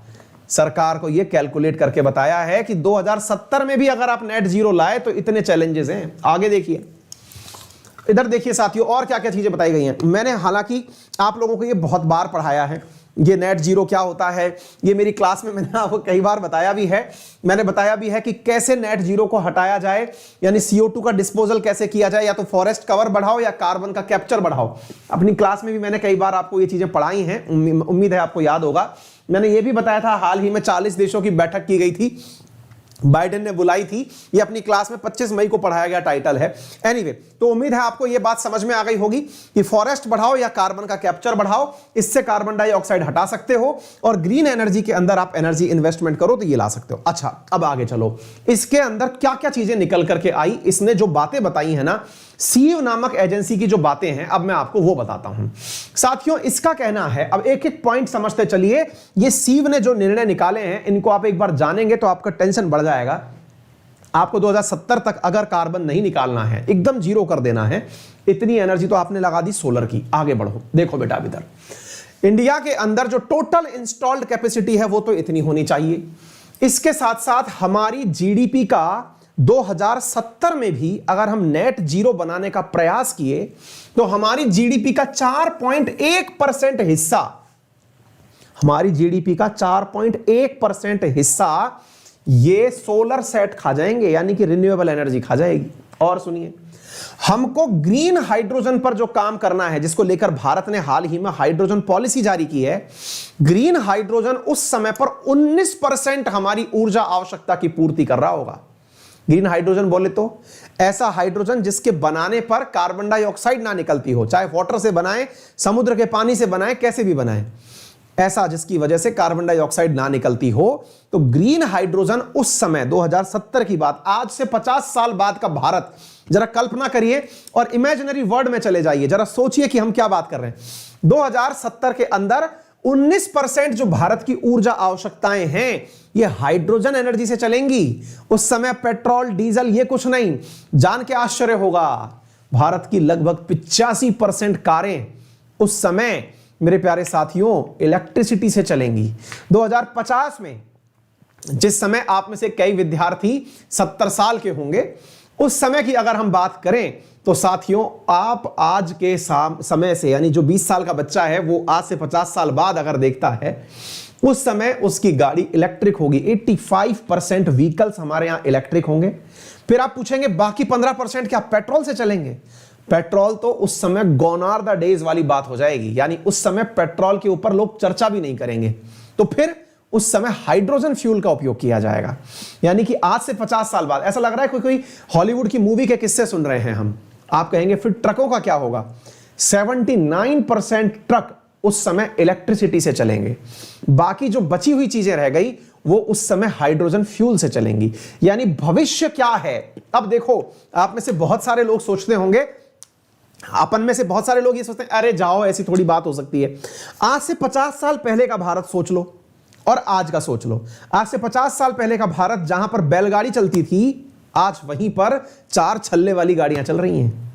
देश में परिवर्तन देखिए। जहां लोग ये सोचते थे कि मैसेज पहुंचाने के लिए 3 दिन का समय लगेगा, आज वहां पर 3 सेकंड में आप दुनिया के किसी भी कोने से किसी भी कोने तक संदेश पहुंचा रहे हैं। 50 साल बाद की दुनिया सोचिए, उस समय पर हालात क्या होंगे ये सोचिए। और चलिए आपको और जानकारी देता हूं मैं साथियों। इसके साथ साथ और इसने क्या क्या बातें बताई, अरुणाभ घोष हैं इसके सीईओ, जिन्होंने ये सारी बातें कैलकुलेट करके बताई हैं कि भारत को उस समय विंड एनर्जी पर 1792 गीगावाट एनर्जी खर्च करनी होगी, यानी पैदा करनी होगी। 225 गीगावाट हमको न्यूक्लियर एनर्जी से पैदा करना होगा। भारत की 84% जो कार उस समय बिकेंगी वो इलेक्ट्रिक कार होंगी। अगर हम आज के डेटा को लें, मैंने आपको इसीलिए कहा ये लेटेस्ट डेटा है जो आपके पास भारत के अंदर इंस्टॉल्ड सोलर कैपेसिटी की बात करता है। वो कितना है? भारत में कोयले से आज 202 गीगावाट एनर्जी पैदा होती है। वहीं पर अगर हम सोलर से बात करें तो 40 गीगावाट एनर्जी पैदा होती है और विंड से 39 गीगावाट एनर्जी पैदा होती है। यानी कि भारत के अंदर ये तीनों एक साथ मिलते जुलते से फैक्टर्स हैं जिनसे हम लोग यहां पर कुल एनर्जी, भारत अभी कुल 383.73 गीगावाट एनर्जी पैदा करता है। आप में से कईयों के मन में एक सवाल आएगा, सर एक बात बताओ, हम जब अभी इतनी कम एनर्जी पैदा कर रहे हैं तो उस समय हमें इतनी एनर्जी की जरूरत क्यों पड़ेगी? यानी आज हम 382 गीगावाट कर रहे हैं तो उस समय क्या हमें 10,000 गीगावाट एनर्जी की जरूरत पड़ेगी? जी हां, क्योंकि उस समय भारत दुनिया का सर्वश्रेष्ठ देश होगा। दुनिया की हाईएस्ट टेक्नोलॉजीज इंडिया के पास होंगी। 50 साल बाद जिस गति से हम अब तक चलते आए हैं, अगर उतनी भी गति पकड़ गए तो दुनिया वाले हमारी नकल करेंगे। हम उस गति से आगे बढ़ेंगे। आप इस तरह से अंदाजा लगा सकते हैं कि भारत ने जो 2030 का टारगेट लिया है 450 गीगावाट, ये 450 गीगावाट जो हमें सुनकर के ज्यादा लगता है, अब आपको सोचना होगा इससे ऊपर 10 टाइम्स ऊपर ले जाना है अगले सालों के अंदर। ठीक है, भारत ने अभी जो 8 साल के अंदर 3 टाइम्स टारगेट बढ़ाया है। 175 की जगह 450 गीगावाट हमने किया था 8 साल के अंदर। हमें 10 साल के अंदर इसी को बढ़ा करके 10 टाइम्स करते हुए लेते चले जाएंगे, तब जाके हम अपने टारगेट्स को पूरा कर पाएंगे। ये बात साथियों हमको यहां पर पता होनी चाहिए, जो सी के द्वारा हमें बताई गई जानकारी है। कोप 26 में जाने से पहले ही इन्होंने भारत को पूरी तरह समझा दिया कि भैया पूरी तरह जानकारी ले लो, इतना सब कुछ आपके लिए मिलने वाला है, इस प्रकार की चीजें बढ़ने वाली हैं, ठीक है ना। अगर हां, एक चीज इन्होंने साफ साफ कही कि आपको क्या लगता है 2070 में भी अगर आप ये काम करते हो तो आपको अपनी जीडीपी का 4.1% लगाना पड़ेगा। अगर आपने गलती से उसकी बातों में आकर, बाइडेन की बातों में आकर के कह दिया कि हां हम तैयार हैं आपके साथ, अच्छा क्यों, इसका डर क्यों है भारत के प्रधानमंत्री के ऊपर, लोगों को यह डर क्यों है कि हो सकता है कि प्रधानमंत्री हो सकता है वहां पे ये कह के आ जाएं कि ठीक है हम कर लेंगे। रीजन है साथियों, क्योंकि इंडिया जब पेरिस क्लाइमेट डील में गया था ना, तो पेरिस क्लाइमेट डील में इंडिया ने जो वादे किए थे, इकलौता G20 देशों में भारत ही ऐसा देश है जिसने जो वादे किए उन्हें पूरा कर रहा है। भारत या तो वादा करता नहीं है, और करता है तो उनको इंप्लीमेंट तुरंत करता है। आप अच्छा ऐसे सोचिए, हम पेरिस क्लाइमेट डील में गए थे, हमने वादा किया था, हमने अपने इंटेंडेडली नेशनली डिटरमाइंड टारगेट निकाले थे, हर देश ने अपने अपने INDC निकाले थे। उन INDC में G20 में इकलौता भारत है जो पेरिस क्लाइमेट डील के वादों को आज तक निभा रहा है। हर देश उस, या अमेरिका तो इसमें बाहर रह लिया 3 साल, तो कि मैं नहीं मान रहा, अब फिर वापस जग के आया, फिर दुनिया को लपेट जाएगा, फिर खत्म कर जाएगा। भारत चूंकि इस प्रकार के वादे करके निभा रहा है, तो डर है कि अगर भारत कही हुई बातों पर चल दिया तो हालात क्या हो जाएंगे, ये सोचो। दूसरी बड़ी बात यहां पर इस संस्था ने जो सरकार को चेतावनी देते हुए समझाई है या फिर सरकार को सलाह दी है, वो ये है कि जनाब आप इतना ही मत सोचिए, आप ये भी सोचिए कि अगर 2050 तक आपने कुछ भी करने का सोचा, तो जो भी थर्मल सेक्टर के अंदर लोग काम कर रहे हैं, आप सोचिए कोयले की खान में कितने लोग काम कर रहे हैं, थर्मल पावर प्लांट्स में कितने लोग काम कर रहे हैं, ऐसे ही ऑयल रिफाइनरीज में कितने लोग काम कर रहे हैं, ऑयल के लाने ले जाने में कितने लोग काम कर रहे हैं, ये सब लोग बेरोजगार हो जाएंगे। यानी कि ऑयल के सेक्टर में काम करने वाली, कोयले के सेक्टर में काम करने वाली कितनी ही महारत्न कंपनियां जीरो पे आ जाएंगी। आप खुद भी विचार करिए, ये एक सपना नहीं है, ये मतलब दिवा स्वप्न नहीं है, बुरा स्वप्न है ये जो भविष्य के बारे में आपको आज से दोपहर बैठ करके दूर तक का दिखाया जा रहा है। आज भारत की महारत्न कंपनियों में ONGC उठा लीजिए, BPCL उठा लीजिए, है ना, NTPC उठा लीजिए, पावर कॉर्पोरेशन ऑफ इंडिया उठा लीजिए, कोल इंडिया उठा लीजिए, ये सब की सब हमारी टॉप 11 महारत्न में से 5 तो कम से कम एनर्जी की कंपनी है। अब अगर एनर्जी की कंपनी टॉप में चल रही है, भारत की सबसे बड़ी कंपनियों के रूप में, कितने लोगों को रोजगार दे रखा है, ये जीरो हो जाएंगी। क्यों? क्योंकि आप लोग कन्वेंशनल एनर्जी, कोयले से हट रहे हैं, पेट्रोल से हट रहे हैं, डीजल से हट रहे हैं। तो ये लोग क्या करेंगे? बस एक ही तरीका है जो इनको भी दूर तक का दिखाई पड़ रहा है। आपने नोटिस किया होगा, भारत सरकार के द्वारा हाइड्रोजन फ्यूल पॉलिसी जारी की गई है। हाइड्रोजन फ्यूल पॉलिसी जारी करते ही रिलायंस इंडस्ट्रीज ने हाइड्रोजन फ्यूल पर काम करना भी शुरू कर दिया है, दुनिया से टाई अप भी कर लिया है। आज से 50 साल बाद देखिए, जो भी आदमी दुनिया में शीर्ष पर रहता है उसके बारे में एक बहुत बड़ी बात बोली जाती है, वो होती है दूरदृष्टि, यानी कि वो बहुत दूर का पहले ही देख लेता है। अब आप में से, हम में से बहुत सारे लोग क्या हैं, हम लोग सोच रहे हैं दुनिया जैसे चल रही है वैसे चलना है, हम दूर का नहीं विचार कर पा रहे हैं। लेकिन आपको मालूम है, मैंने कुछ दिन पहले भी आपको एक न्यूज पढ़ाई थी, एनटीपीसी रिन्यूएबल एनर्जी करके जो टारगेट है, याद करिए मैंने थोड़े दिन पहले ही आपको बताया है, जिसने ग्रीन बॉन्ड से एनर्जी मतलब वो पैसे एकत्रित किए हैं राजस्थान गुजरात में पैसे लगाने के लिए, थर्मल पावर, वो सोलर पावर प्लांट लगाने के लिए। क्यों? क्योंकि इधर एनटीपीसी जो है वो शिफ्ट हो चुकी है रिन्यूएबल एनर्जी के अंदर। ये सारी बड़ी कंपनियां आने वाले टाइम में रिन्यूएबल एनर्जी पर शिफ्ट हो जाएंगी।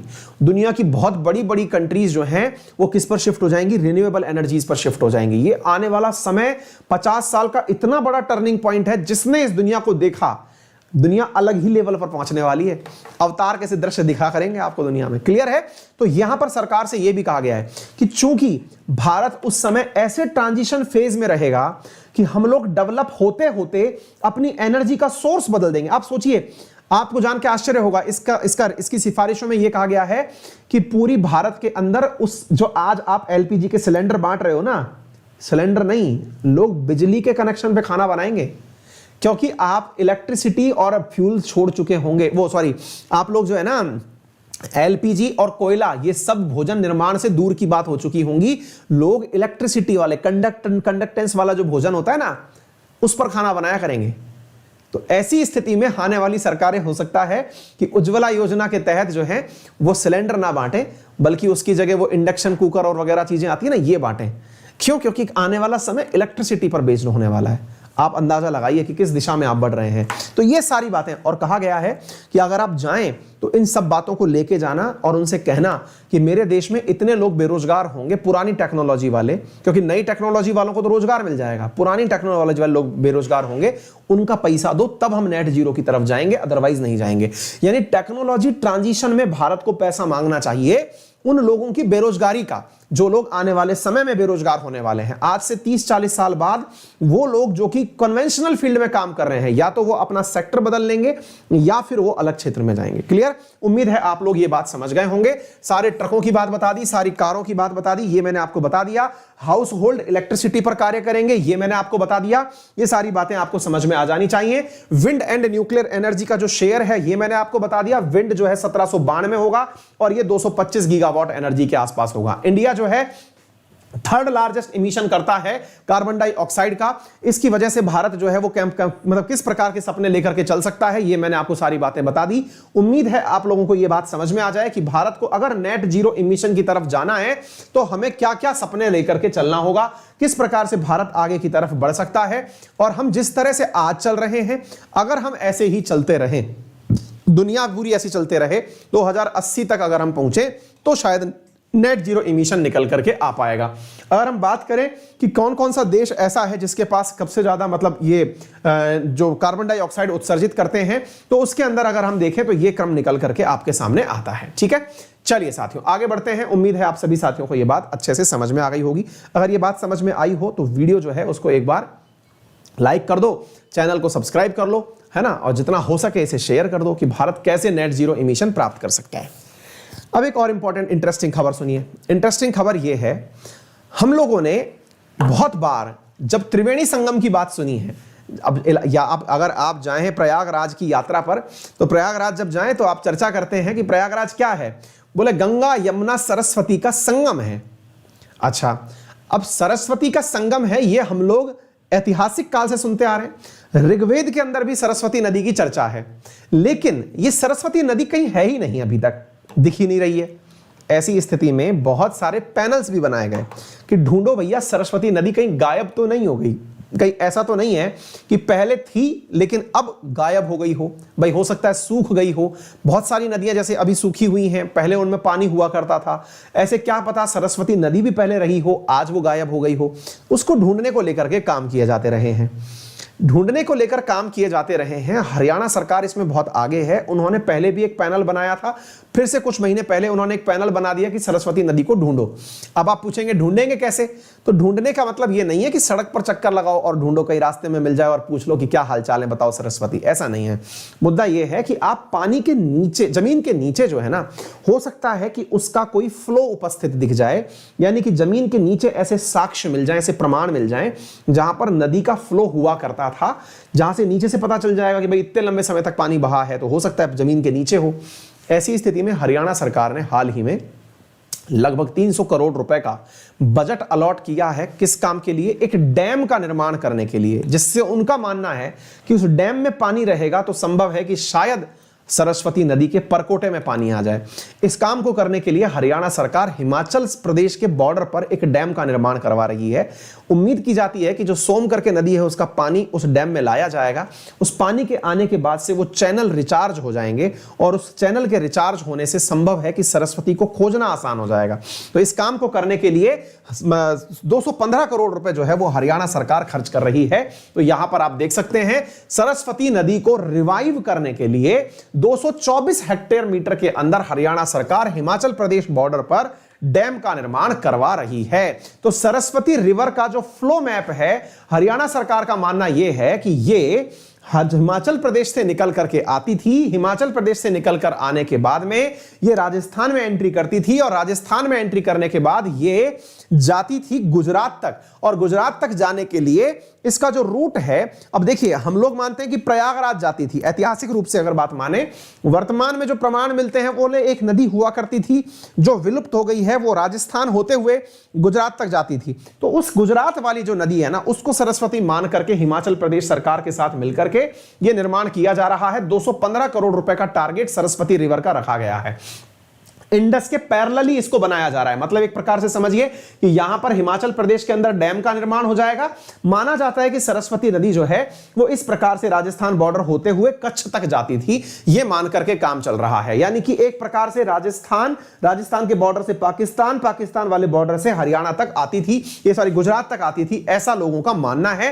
क्योंकि ये मानते हैं कि रन ऑफ कच्छ में जो दलदल है, अब आप पूछेंगे सर रन ऑफ कच्छ के अंदर तो जो दलदल है वो तो ऑलरेडी क्या कहते हैं उसको, हमारे राजस्थान से एक नदी निकलती है जिसका नाम है लूणी नदी, है ना, लावणवती नदी जैसे हम कहते हैं। बोले सर उसके पानी के कारण है यहां पर तो जो दलदल है, लेकिन इसके पीछे जो सरकार का या फिर जो जानकारों का मानना है वो ये है कि इन क्षेत्रों से सरस्वती नदी भी निकलती थी, जिसके कारण यहां पर मार्शी लैंड पैदा हुई। इसके बारे में कहा जाता है कि आज से लगभग 5000 साल पहले सरस्वती नदी उपस्थित हुआ करती थी। यानी कि 5000 से 3000 बीसी जो था, अब हम 2021 एडी में चल रहे हैं, तो लगभग 5000 साल पहले ही ये नदी गायब हो गई है। इस नदी को ढूंढने के लिए अब ये इस प्रकार के काम किए जा रहे हैं। तो ये पूरा की पूरा रास्ता है जो आपको मैं यहां पर दिखा रहा हूं। इंपॉर्टेंट क्या है कि वर्तमान में इसके लिए फंड जो है वो अलोकेट कर दिया गया है। अच्छा, इसके अलावा आर्कियोलॉजिकल सर्वे ऑफ इंडिया 2014 तक काम किया था, अब फिर उसको रिवाइव कर दिया गया है, अब वो वापस से काम करना शुरू करेगा। तो एक प्रकार से ये समझिए कि सरकार जो है वो इसके पीछे कितना ज्यादा फोकस होकर काम कर रही है। सरस्वती नदी को ढूंढा जा रहा है, ठीक है ना। तो सरस्वती रिवर के बारे में यह कहा जाता है कि यह शुरू होती है सरस्वती नदी आदि बद्री नामक स्थान से और गुहला चीका कैथल डिस्ट्रिक्ट से होते हुए ये गुजरात तक जाती है, ठीक है। एक इंपॉर्टेंट चीज हाल ही में और हुई, अगर आप में से किसी ने मेरा एक वीडियो मैंने शाम को बनाया था, इवनिंग में अपन जो इशू करते हैं, आप में से किसी ने देखा हो तो मैंने आपको बताया था वेंकैया नायडू जी का हाल ही में अरुणाचल प्रदेश का विजिट हुआ था, जिसके ऊपर चीन ने आपत्ति दर्जाई थी। अगर आपको याद हो तो मैंने कुछ दिन पहले ही एक वीडियो किया है, 1-2 दिन पहले ही, जिसमें मैंने आपको बताया था कि वेंकैया नायडू जी जो हैं वो अरुणाचल प्रदेश गए थे, और अरुणाचल प्रदेश गए थे अभी 8 और 9 अक्टूबर को। तो उनकी यात्रा पर चीन ने रिमार्क दिया था कि अरुणाचल प्रदेश वो क्यों आए, क्योंकि चीन के बारे में कहा जाता है कि वो अरुणाचल प्रदेश को अपना मानता है। अपना मानता है का मतलब यह हुआ कि वो ये मानता है कि वो तिब्बत का हिस्सा है, वो दक्षिणी तिब्बत है। अब भारत ने इस बात की प्रतिक्रिया तो दी ही थी, साथ में अब एक बम और फोड़ दिया है। बम कौन सा फोड़ दिया है? तवांग नाम से जो जगह चीन जिस पर क्लेम करता है कि वो उसका है, भारत ने वहां तक पहुंचाने की टनल जो है, उस टनल के आखिरी अवरोध पर 2019 में हमने टनल बनाना शुरू किया था तवांग जाने के लिए, और तवांग तक जाने के लिए टनल के अंदर जो पत्थर था जो अटका हुआ था, राजनाथ सिंह जी की प्रेजेंस में हमने उस पत्थर को भी फोड़ दिया। यानी कि टनल की कनेक्टिविटी हमने तवांग तक उपलब्ध करा दी है। आज के सेशन में यही बात आप पढ़ने वाले हैं। बॉर्डर रोड ऑर्गेनाइजेशन जिसे कंट्रोल करता है अरुणाचल प्रदेश के अंदर, प्रॉपर तरीके से टनल का निर्माण चल रहा है। तो इस टनल का नाम क्या है? इसका नाम है सेला टरंग। अगर आपसे पूछा जाए सेला सुरंग कहां पर है, तो आंसर है अरुणाचल प्रदेश के अंदर है। बॉर्डर रोड ऑर्गेनाइजेशन के द्वारा इसे बनाया जा रहा है। तो यहां पर इसका एक्सकवेशन यानी खुदाई कंप्लीट हो चुकी है सेला टनल की, और कहां पर? अरुणाचल प्रदेश के अंदर। 14 तारीख की यह न्यूज है। भारत सरकार की तरफ से जो अपने राजनाथ सिंह जी के नेतृत्व में इस गोले को फोड़ करके इस पूरे की पूरे समय का वो देखा गया था। सेला टनल का उद्घाटन 2019 में प्रधानमंत्री के द्वारा किया गया था। जब यह किया गया था उस समय भी इस बात का विरोध किया गया था कि भाई इसको क्यों बनाया जा रहा है, क्योंकि यह 980 मीटर की एक टनल थी साथियों। दूसरी जो टनल है वो 1555 मीटर की टनल थी। असल में यह टनल इसलिए बन रही है ताकि हम तवांग तक पहुंच सकें, और तवांग तक पहुंचने के लिए इसका प्रोजेक्ट 2019 में शुरू किया गया था। अब इस टनल का आखिरी पत्थर भी फोड़ दिया गया है ना। तो 15 जनवरी को फर्स्ट ब्लास्ट किया गया था टनल के अंदर, जिसकी समय पर मतलब बीआरओ के द्वारा ये सारा सड़क का निर्माण किया जा रहा है सेला टनल का।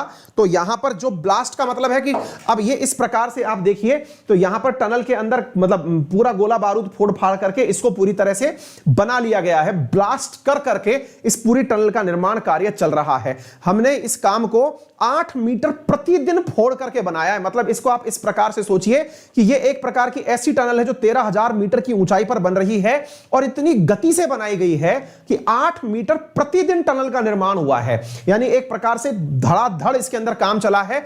हमने आखिरी ब्लास्ट कर दिया है, मतलब एक तरफ से दूसरी तरफ को मिला दिया है। बॉर्डर रोड ऑर्गेनाइजेशन ने यह सारा कार्य किया है, ठीक है ना। तो भारत का यह कार्य जो है टनल निर्माण के अंदर बहुत ही गजब तरीके से हमने कर दिया है। और भारत सरकार का यह काम कौन कर रहा है, तो बॉर्डर रोड ऑर्गेनाइजेशन के द्वारा यह काम किया जा रहा है। टनल का नाम सेला टरंग है। टनल के दोनों हिस्से अब मतलब आर पार कर दिए गए हैं। इस समय राजनाथ सिंह जी जो थे वो आखिरी जो गोला फोड़ा उस समय उपस्थित थे। तो यानी 2 साल के अंदर भारत ने अपनी ये जो टनल है इसका निर्माण कर लिया है। आप इसे देख सकते हैं। इस प्रकार से हमने इसका निर्माण किया है। ये तवांग को जोड़ने वाली टनल है, यानी चीन जिस क्षेत्र को, ये वेस्ट कामेंग करके जगह है अरुणाचल प्रदेश के अंदर, इस जगह बर्फ काफी ज्यादा मात्रा में जमी रहती है। इसको रोकने के लिए अब एक प्रकार से ऑल वेदर टनल का निर्माण कर दिया गया है। यानी अरुणाचल प्रदेश में भारत की स्थिति को यह टनल गजब तरीके से मजबूत करेगी। भारत की जो सेना की आवाजाही है वो बहुत अच्छे से यहां पर हो सकेगी। असल में चक्कर क्या है कि चीन मानता है कि जो अरुणाचल प्रदेश है ना वो उसका है। ये देखिए 2 वे टनल है, अगर आप देख रहे हो, है ना। तो चीन ये मानता है कि ये जो अरुणाचल प्रदेश है ये असल में तिब्बत का दक्षिणी हिस्सा है। मैं उस वीडियो को भी लिंक करने के लिए अपनी टीम से कहूंगा कि वो उस वीडियो को भी लिंक कर दें कमेंट बॉक्स में, ताकि आप वो देख पाएं जो अरुणाचल प्रदेश पर चीन की प्रतिक्रिया होती है, आप उसे देख पाएं, ठीक है ना। तो भारत की तरफ से जो रक्षा मंत्री हैं उनकी प्रेजेंस में सेला टरंग का कार्य मतलब एक तरह से मतलब ब्लास्ट करके अब इसका निर्माण हो जाएगा, फिर इसका उद्घाटन हो जाएगा। यानी आर पार क्षेत्र तो हो गया है एक प्रकार से, ये समझ लीजिए अब आप, ठीक है ना। तो ऑल वेदर कनेक्टिविटी सेला टरंग होने वाली है। 13,800 फीट की ऊंचाई पर है, ये बनने के लिए तैयार हो जाएगी, ठीक है। तो ये आपको मालूम होना चाहिए। अच्छा, मैं इसके बारे में एक जानकारी और देना चाहूंगा।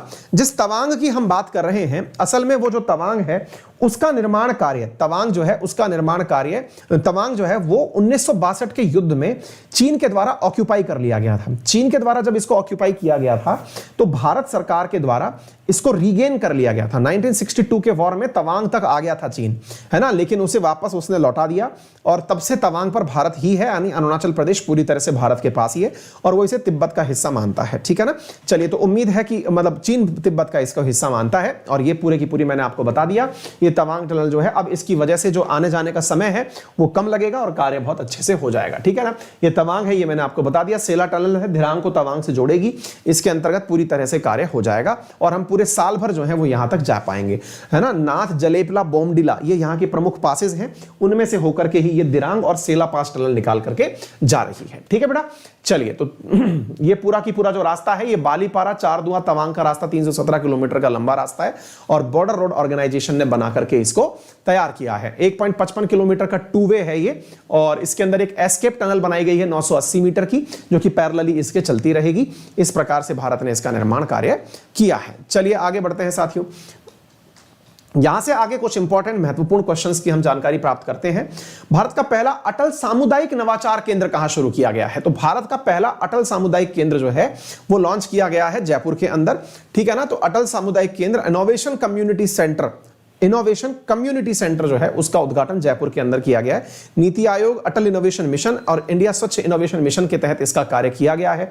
इनोवेशन मिशन के तहत क्या क्या कार्य किए जाते हैं? अटल टिंकरिंग लैब का बनना, बच्चों को एक प्रकार से साइंस के प्रति मोटिवेट करना। तो अब एक प्रकार से यहां पर जो विवेकानंद ग्लोबल यूनिवर्सिटी है, यहां पर अटल मिशन के तहत एक सामुदायिक केंद्र भी निर्मित कर दिया गया है। चलिए आगे बढ़ते हैं। हाल ही में Veer Savarkar the man who can prevented partition नामक पुस्तक का विमोचन किसने किया? तो हाल ही में राजनाथ सिंह जी के द्वारा, है ना, मतलब एक पुस्तक का अनावरण किया गया। असल में साथियों वीर सावरकर जी जो हैं ये काफी ज्यादा इन दिनों पॉलिटिक्स में भी काफी एंट्री कर चुके हैं, मतलब लोगों के बीच में चर्चा का विषय है, क्योंकि एक तरफ से मतलब इनके ऊपर आरोप लगता है कि इन्होंने अंग्रेजों से अपील की थी अपनी मर्सी पिटीशन के बारे में कि मुझे जेल से रिहा कर दिया जाए।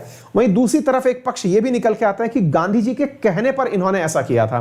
तथ्यों के बारे में हम कहें तो एक किताब इनके ऊपर इसीलिए बनी है और वो किताब लिखी गई है कि ये वो आदमी थे जो अगर चाहते तो शायद भारत का विभाजन ना होता, है ना। तो इसके अंतर्गत तो ये मतलब पूरी तरह से काफी ज्यादा वीर सावरकर जी जो हैं काफी चर्चित व्यक्ति हो चुके हैं इस समय पर। किसी दिन हम इनके बारे में एक ऐतिहासिक वीडियो आपके लिए कवर करेंगे, बनाएंगे पूरी रिसर्च के साथ में, आपको बताएंगे, ठीक है ना। तो यहां पर ये पूरी की पूरी सावरकर जी के बारे में किताब है। वीर विनायक दामोदर सावरकर जो हैं, इनके बारे में जो कहा जाता है वो ये है कि इनके ही कारण से जो 1857 का युद्ध था यानी क्रांति थी, उस क्रांति के बारे में इन्हीं की ही लिखी हुई पुस्तक थी, जिसकी वजह से 1857 की क्रांति दुनिया को पता चल पाई। अदरवाइज अंग्रेजों के हिसाब से वो केवल एक म्यूटिनी बन करके रह जाती, ठीक है। महात्मा गांधी जी ने खुद इनके बारे में एक मतलब बड़ा देशभक्त इनको कहा है। तो इनके यंग इंडिया नामक जो अखबार गांधी जी लिखा करते थे, उन्होंने इनके बारे में ये सब बातें लिखी हैं। तो इसका मतलब एक प्रकार से ऐतिहासिक रूप से ये काफी महत्वपूर्ण रहे हैं। चलिए कभी इनके बारे में आपको मतलब डिटेल से चर्चा करेंगे।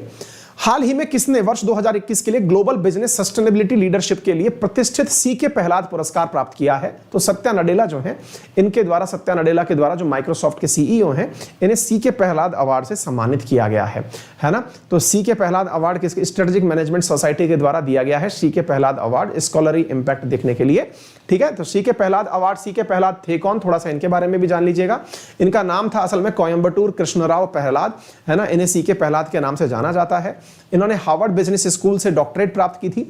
यूनिवर्सिटी ऑफ मिशिगन के अंदर ये प्रोफेसर भी रह चुके थे और प्रजा इनकॉर्पोरेशन जो है ये उसके फाउंडर भी रह चुके हैं, ठीक है। तो इस प्रकार से आपके सामने ये कुछ जानकारियां पता होनी चाहिए।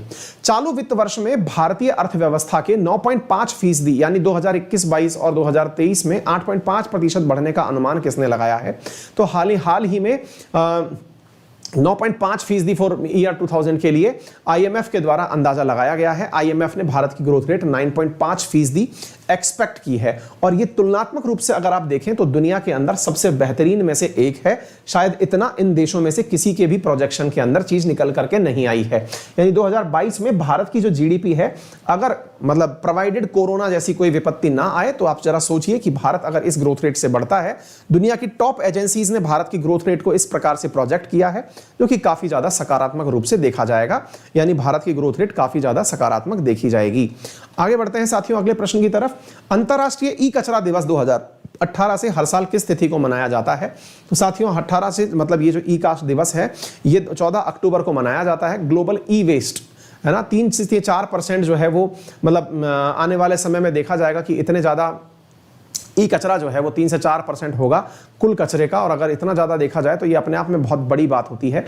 When you refuse to reuse it's the earth you abuse. मतलब ये है कि अगर ई वेस्ट की बात की जाए, ई वेस्ट का मतलब होता है इलेक्ट्रॉनिक वेस्ट। इलेक्ट्रॉनिक वेस्ट का मतलब है आपके पुराने मोबाइल, आपके पुराने लैपटॉप्स, आपके पुराने चार्जर्स, इनके बारे में अगर आप यूज करना बंद करते हैं, इसका मतलब यह है कि आप इन्हें धरती के ऊपर ही कचरा बनने के लिए छोड़ देंगे। इसके लिए बचना विकल्प कैसे है कि आप या तो इलेक्ट्रॉनिक कचरे को उपयोग में कम लें, जो यूज कर लिया है उसे दोबारा से रीयूज करें और उसको सही से करवाने के लिए रिसाइकल करें, ठीक है ना। तो ये इस प्रकार की चीजें हैं, ई वेस्ट के लिए इसको मनाया जाता है। इस बार की थीम है consumer is the key of circular economy.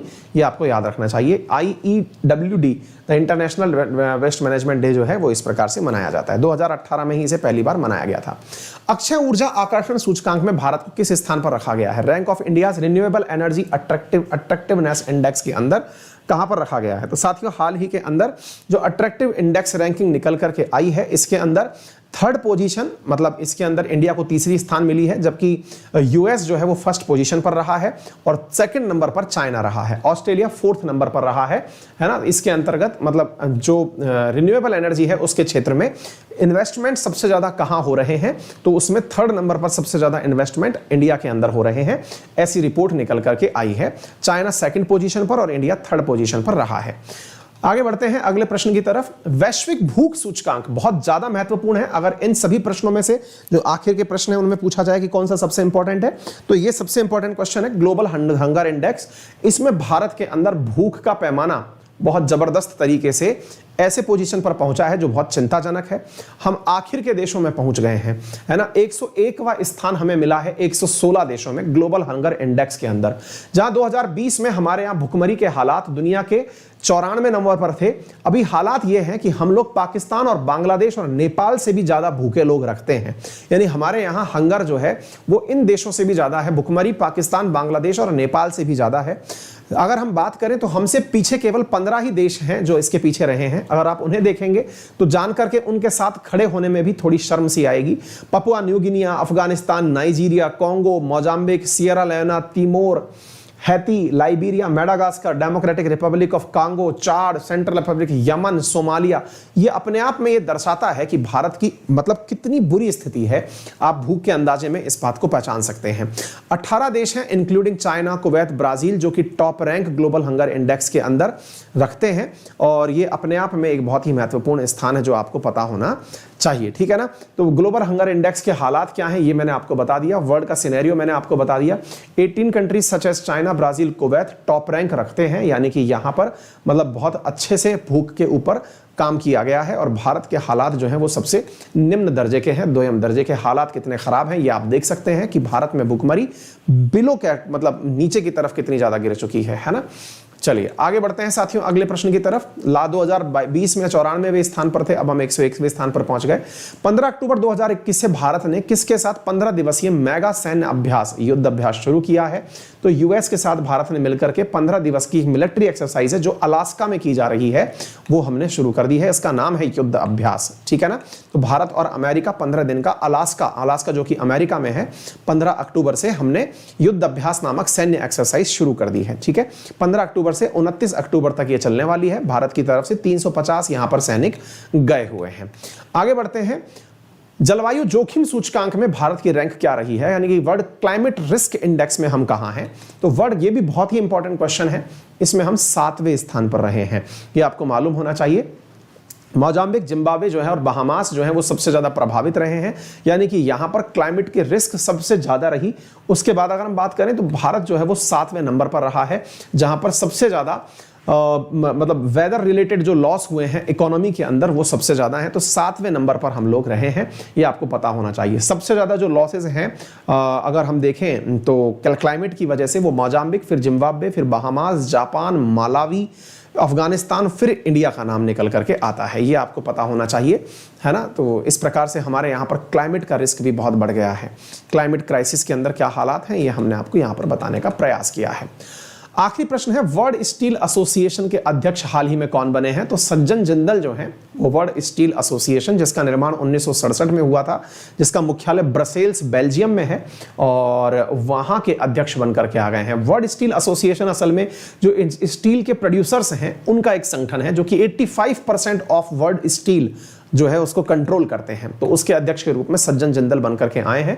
अपने आप में ये एक बहुत बड़ा एसोसिएशन है, क्योंकि दुनिया का अगर हम कहें तो 85% जहां से स्टील कवर होता है उसके अध्यक्ष बनना अपने आप में एक बहुत बड़ी बात है। ये JSW स्टील लिमिटेड के डायरेक्टर हैं और इन्हें 2021 से 22 के लिए यह पद मिला है, ये आपको यहां पर पता होना चाहिए। तो फिलहाल के लिए इतना ही, और आपको यह भी जानकारी पता होनी चाहिए कि वर्ल्ड स्टील एसोसिएशन का मुख्यालय ब्रसेल्स में है। ब्रसेल्स कहां है? तो बेल्जियम की राजधानी है। अन्य इन्फॉर्मेशंस में 16 अक्टूबर वर्ल्ड फूड डे और 16 अक्टूबर international day for eradication of poverty के रूप में मनाया जाता है। यदि आप में से कोई भी विद्यार्थी अनअकैडमी पर मेरे साथ जुड़कर पढ़ना चाहता है तो अनअकैडमी पर हमारे कोर्सेज उपलब्ध हैं। आप मेरा रेफरल कोड अंकित 10 यूज करके 10% डिस्काउंट के साथ कोर्सेज को ज्वाइन कर सकते हैं। आपके लिए 10% डिस्काउंट अनअकैडमी पर मेरे रेफरल कोड अंकित 10 से उपलब्ध हो जाता है। वीडियो अगर आपको अच्छा लगा हो तो आप वीडियो को लाइक कर दें, चैनल को सब्सक्राइब कर दें, साथियों से इसे शेयर कर दें। फिलहाल के लिए इतना ही, अपना ख्याल रखें, और इस क्लास की PDF क्लास के कंप्लीट होने के बाद में आपको हमारे टेलीग्राम चैनल अंकित अवस्थी सर पर उपलब्ध हो जाएगी। किसी भी प्रकार की सब्सक्रिप्शन रिलेटेड क्वेरी करने के लिए आप हमें संपर्क कर सकते हैं। Unacademy learning app mobile application है जो कि गूगल प्ले स्टोर पर उपलब्ध है, आप उसे वहां से डाउनलोड कर सकते हैं और कोर्स वहां से आप परचेज कर सकते हैं। अनअकैडमी पर UPSC के ऊपर जबरदस्त ऑफर चल रहे हैं। उन ऑफर्स में से आपको जो भी कंफर्टेबल लगे, क्योंकि 25% डिस्काउंट इस समय ऑप्शनल की फीस पर दिया जा रहा है। मात्र 53,000 रुपीज में आपको UPSC का सब्सक्रिप्शन अवेल किया जा रहा है, आप उसे ज्वाइन कर सकते हैं by using my referral code Ankit 10। Thank you so much. अपना ख्याल रखें, बड़ों का सम्मान करें, छोटों को प्यार दें, अपना व्यक्तित्व इस प्रकार से विकसित करें कि महिलाएं आपके साथ सुरक्षित महसूस करें। धन्यवाद।